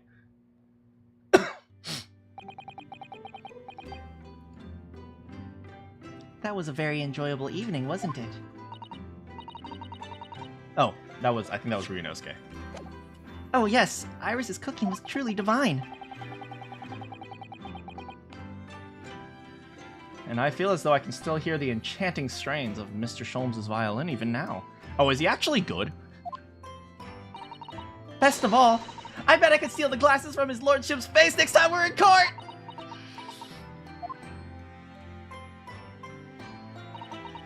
Naruhodo-san, could I consult with you about something? Why do the books look like in the same order as the wind world? Does it? Oh, kinda. What's the matter, Susato? It's about the telegram I received. Oh. The one that arrived first thing this morning, I suppose. Oh yeah, that was just this morning, huh? I've been summoned. Like in Yu-Gi-Oh! I'm sorry. What? Summoned? What do you mean? The telegram was from the Lord Chief Justice's office. Lord Strongheart asked to see me. The Lord Chief Justice? Pot of Greed was played. He already sacrificed 2 monsters. I have to go. Tomorrow morning. What? Then we have to start preparing at once. Oh, no, that won't be necessary, Naruhodo-san. I've been summoned alone. Alone? What on earth for? I have no idea. I suppose I'll find out tomorrow. What's all this about? Whatever it is making me feel uneasy. Throws out McKill. Who could that be? Good evening, friends! Oh, Iris. Hey, hello. I don't like you or anything, baka! In the words of a Japanese, you're a baka! And Gina, too. Yes, Ginny's going to stay with us tonight. We're going to have a sleepover! I don't know. Did 19th century girls have sleepovers? Was that a thing? Isn't that right, Ginny? Well, yeah. How lovely. Let me make a pot of tea. You know, I've learned so much today. Oh, what in particular? All those things Ginny showed us. Wasn't it wonderful? Dang, Iris is gonna grow up to be a con man. Or con woman. You mean those pickpocketing techniques? We had fun trying them out, didn't we? I think I've awakened a natural talent. I could earn a living from it. Please don't. You might be getting ahead of yourself a little there. So what brings you up to our humble quarters this late hour? Well, you see, I came to return. You stole the soul of my friend!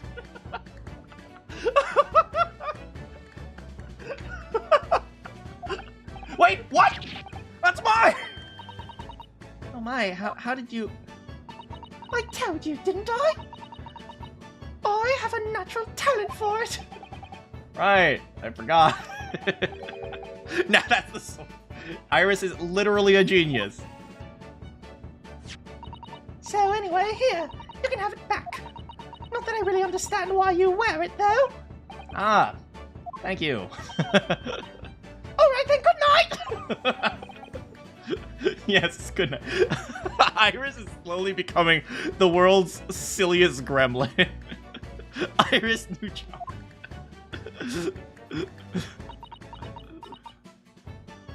A sentimental. So this is your office, is it? I shall steal from it! What do you think, Ginny? Only thing I wouldn't fancy me chances with a lawyer what lives like a place like this. Yes, me too!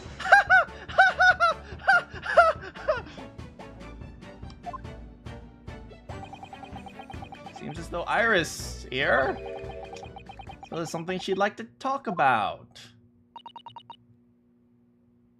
I suppose she probably wants me to talk about the manuscript. I suppose she does.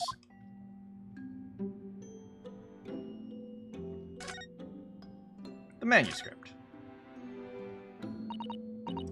Iris, I suppose you're hoping to talk about the manuscript, aren't you? Oh, she looks so sad. Aren't you going to tell me? Friends don't keep secrets from other friends. Looks at you with puppy eyes. I'm sorry.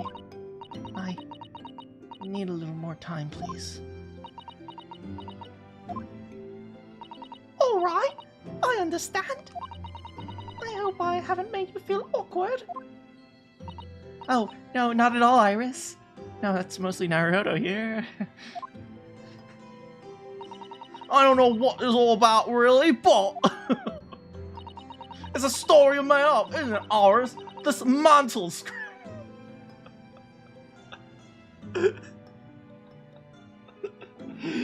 I wonder what level of education Gina has. Because you're literally talking like orphans in this era could anywhere be between like very well read to like absolutely having no knowledge of the world whatsoever. So I'm curious to know what education level she's at. It's not exactly a story I made up. It's something I read in Daddy's diaries. Daddy? That's right. I don't suppose I've mentioned it to you before, Ginny. My daddy was Hurley's assistant once, his partner. They solved all sorts of strange and mysterious cases together. Is that right, mister? Apparently. Not as surprised as you are, though. And Daddy wrote all the details of every single case down, you see, in his diaries. So I studied them to write my stories based on what actually happened. So, where's your old man now, then? He had to go away on urgent business to a faraway land. He'll be gone for a very long time, so I've never really met him. Oh, right. Come to think of it. No! No, you already screwed up by asking it what? Don't ask it twice in a day, okay? I don't know anything about Gina's parents either. Perhaps we should ask her.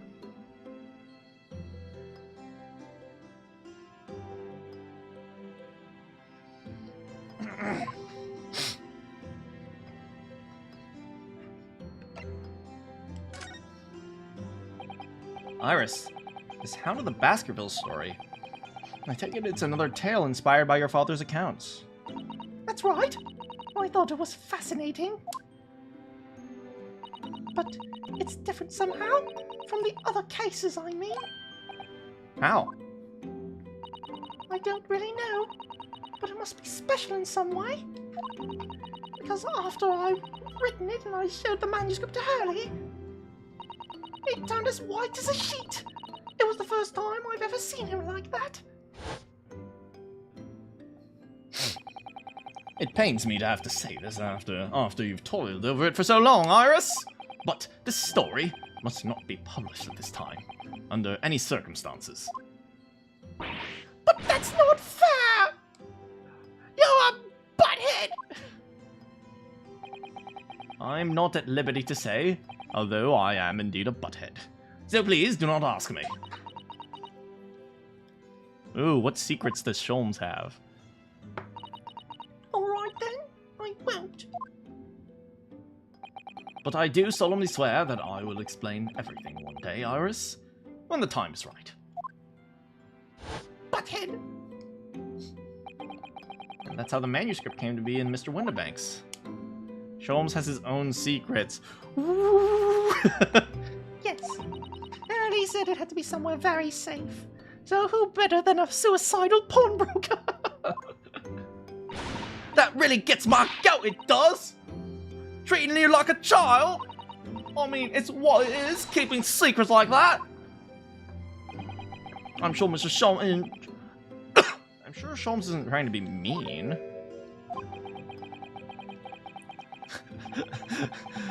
It has the secret formula of the Krabby Patty.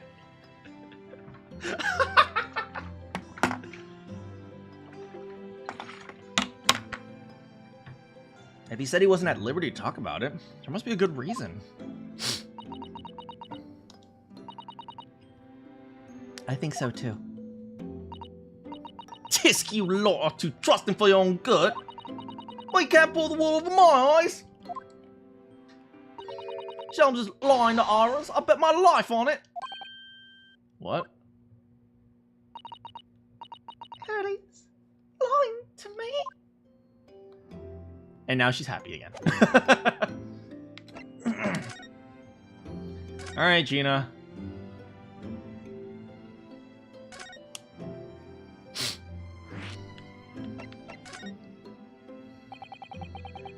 I realize I don't know anything about your parent. Okay, let's go. I ain't got any, have I? Never did. Oh. What did you guys expect? She's an orphan. Look, East End's full of orphans like me. No one wants nothing to do with us from the minute we're born, not even me mum. That is a thing that happened, yeah. No, that was a thing that happened, yeah, I guess, huh. Yeah, there weren't exactly any laws that, you know, like childbirth was a lot more... Well, there was lots of reasons why that happened, but it was a particularly awful situation.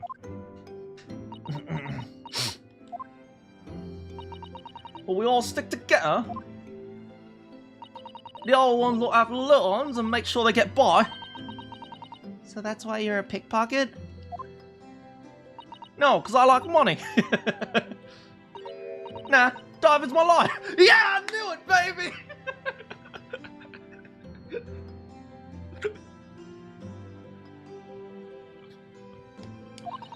I'll get a kick out every time I lift some pompous idiot's purse. That's how we all afford to eat. I'm like Robin Hood, ain't I? That's how I see it. Oh, Gina. I do think about it sometimes. Won't be like to have parents, I mean. I always thought I'd make everything right. Gina's starting to sound Australian. What? How many accents do you think I can do? I have like 9 accents going on in this one stupid game. What do you want from me?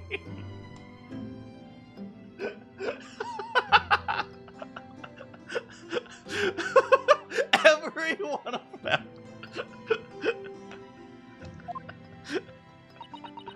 But I haven't listened to what Aura said.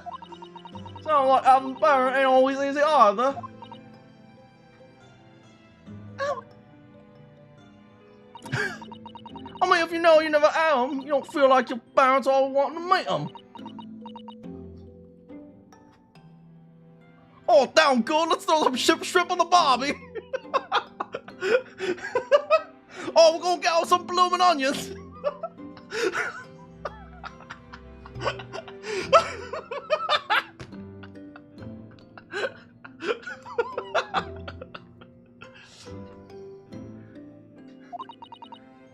It's true.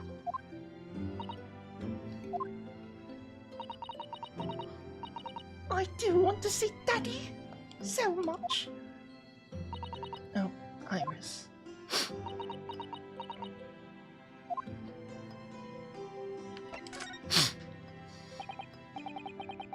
Gina, what did you mean by...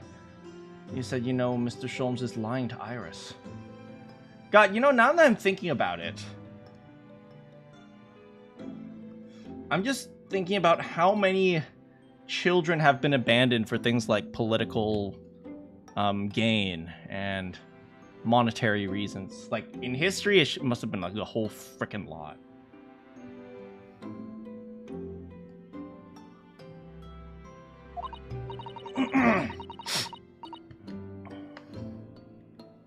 Honestly, I wouldn't be surprised if it was happening even more in the present.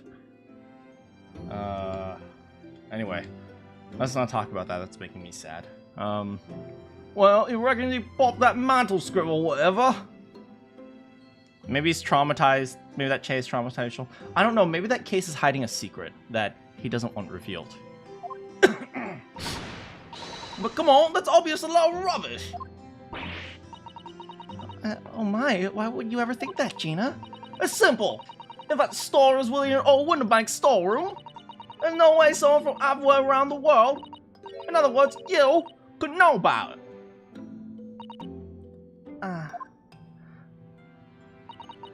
Sorry, Iris. But if you ask me, he sold it. Without telling you. But Harry would never do that, something like that. I'm sure of it. Ah! Grown-ups do a lot worse than that, believe me. Barefaced liars, a lot of them. You just ain't realised it yet.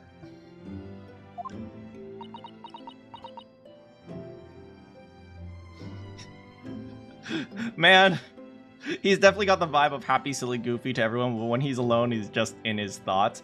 Man, I can imagine when Sherlock Holmes is alone, Man, SpongeBob references.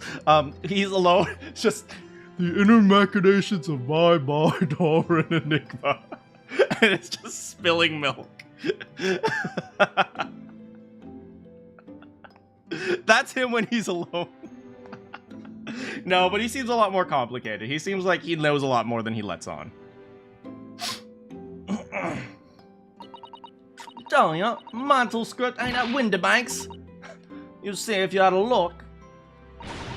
Even if you think you can trust him, I don't. That Shelms is a liar like the rest of them. If he's honest, if I'm honest, I have wondered if Hurley's telling me the truth sometimes. See? Oh, but I don't mean that I think he sold it. I mean that sometimes I wonder if he might have hidden my manuscript somewhere. Somewhere I don't know. Even though it's wrong of me to doubt him. Don't be too hard on yourself, Iris.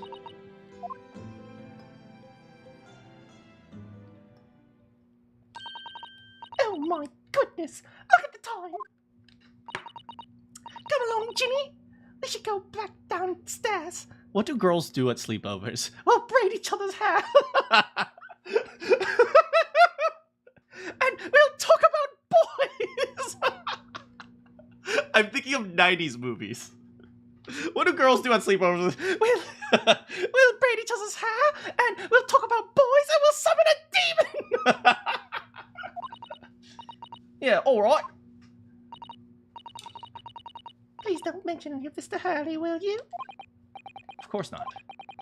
Good night then, Iris. Good night, Gina. You must let me make breakfast for you tomorrow morning. I insist. Oh, yes, please. I can't wait, Susie. Good night, then. Oi, night, wanker. You absolute numpties.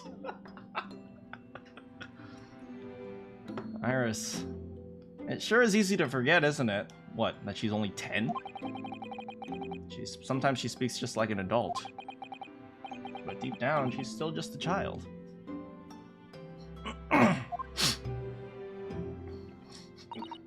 You hear from downstairs, Gina. Wanka! I think it's time that I turned in for the night too, Naruhodo-san. Do I get in my own room? Is it only you guys that get a room? I have to sleep in my own office. Dr. John H. Wilson. Iris's father. Do we have a profile of him? Nope, but we have Luigi.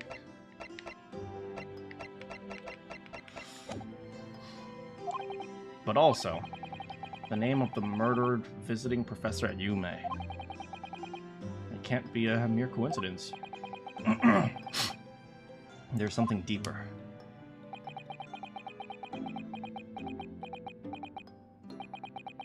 Sleep, sleep, sleep, sleep, sleep, sleep, sleep, sleep, sleep. Sleep, sleep, sleep, sleep, sleep, sleep, sleep. Sleep, sleep, sleep, sleep, sleep, sleep, sleep.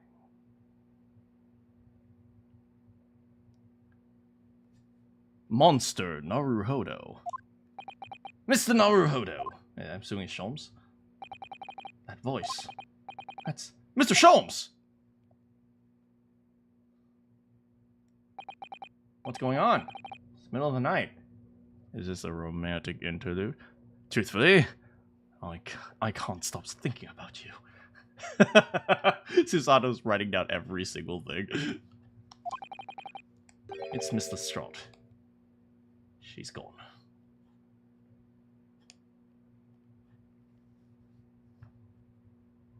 Where is Miss Lestrade? Find out. Next time.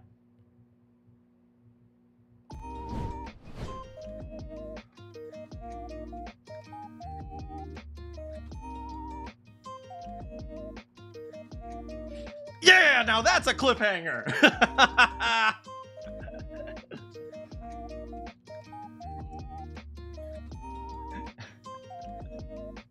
Yeah, I've been working on my cliffhangers, so like, yeah, that's right. You're so excited for next time? I'm not. Something clearly bad is going to happen to Gina, and now I'm scared. I want everything to be like, oh, look, Gina won the lottery, but not a huge amount, a good amount, so that she can get her life together and get a nice 9-to-5 job. And then she, you know, she starts a family, and then she raises some proper children, and then they are the children are well fed because they have, the husband and the wife have excellent health care or something. She's tough. She is very tough. You think she wants a 9-to-5? I will force her into a 9-to-5, man. There ain't nothing wrong with a 9-to-5. It's 5:24. Dang, have a great night, guy. Thanks for hanging out with us today.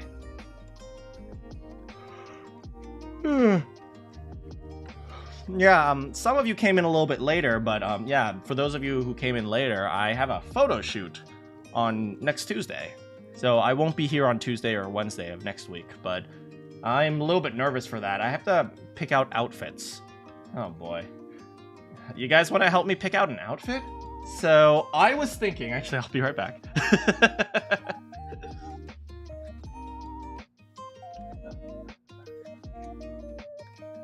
Okay. We're gonna have this as a shirt.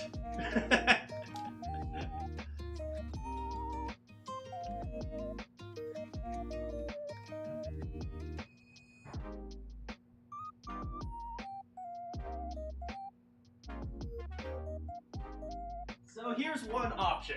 We're gonna have this as a shirt, and we're gonna have a white shirt under it, and then we're going to have this. Boom. What do you guys think? Nice, nice. You guys, should I actually wear it? A fit stream.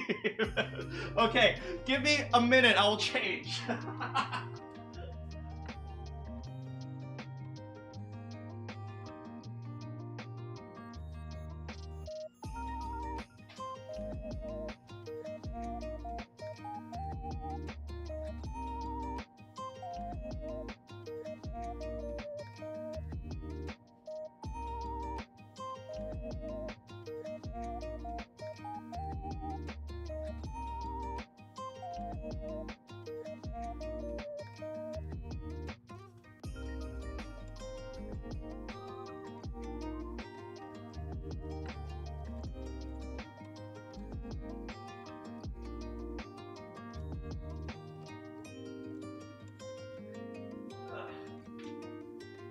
Alright, so what do you all think of this as for part of my photo shoot?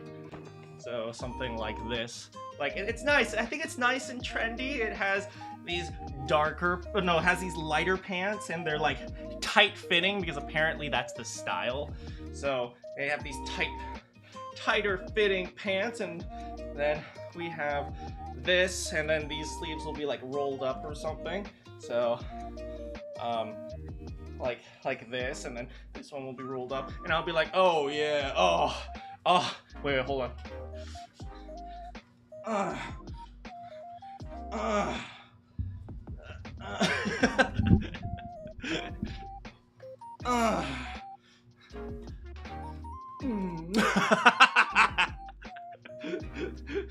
Looking clean. You think this is good? You guys think something like this would work? Right, I'm pretty much only gonna wear this once I get to the place because they're all white, so... And also, this has a bleach logo, so I'm gonna need like a white shirt that doesn't have the logo, but... Pretty snazzy, strike that pose. Wait, we gotta go JoJo poses. Alright, I gotta look up some JoJo poses. JoJo poses. Okay, so this is one.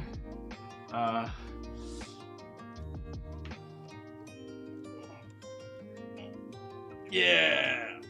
Okay, and then we have.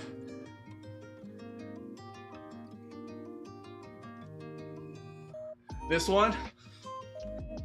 Wait, how does he do this one? Like this?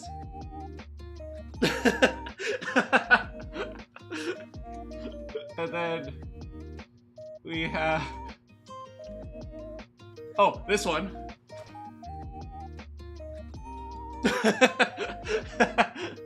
And then we have this one.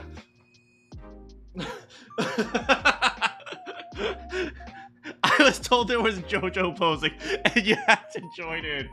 Yeah, I'm just, you know, posing for JoJo. I'm gonna have a photo shoot in a week, so I have to practice my poses. And then we have this one.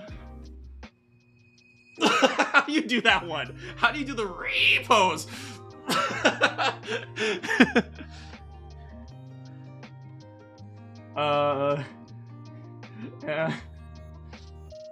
Oh, and Giorno pose.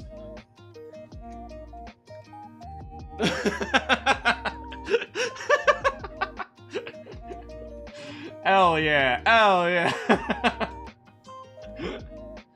Anyway.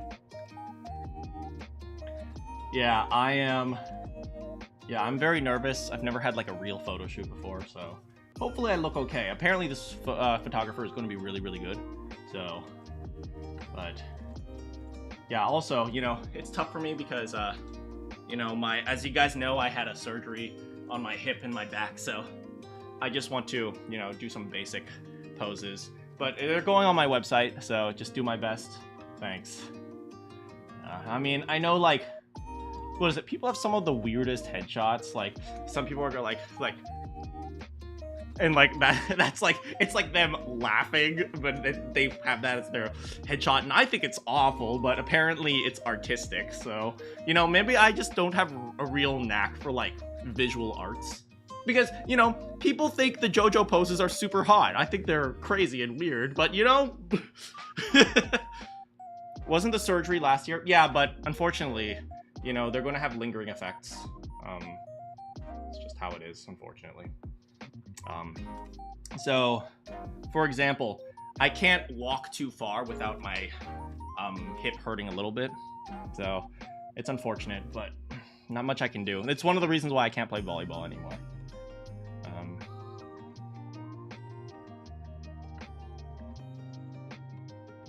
But, it's not that big of a deal. Yeah, but anyway, I have to figure out my outfits. And oh, and Taco Tuesday, so I'm going to change out of this because I don't want to get taco crap on my white shirts. Thanks so much for hanging out with me today, guys. I am going to eat some tacos. Good morning, good afternoon, good evening, or good night. If you have any questions for me, I will see you all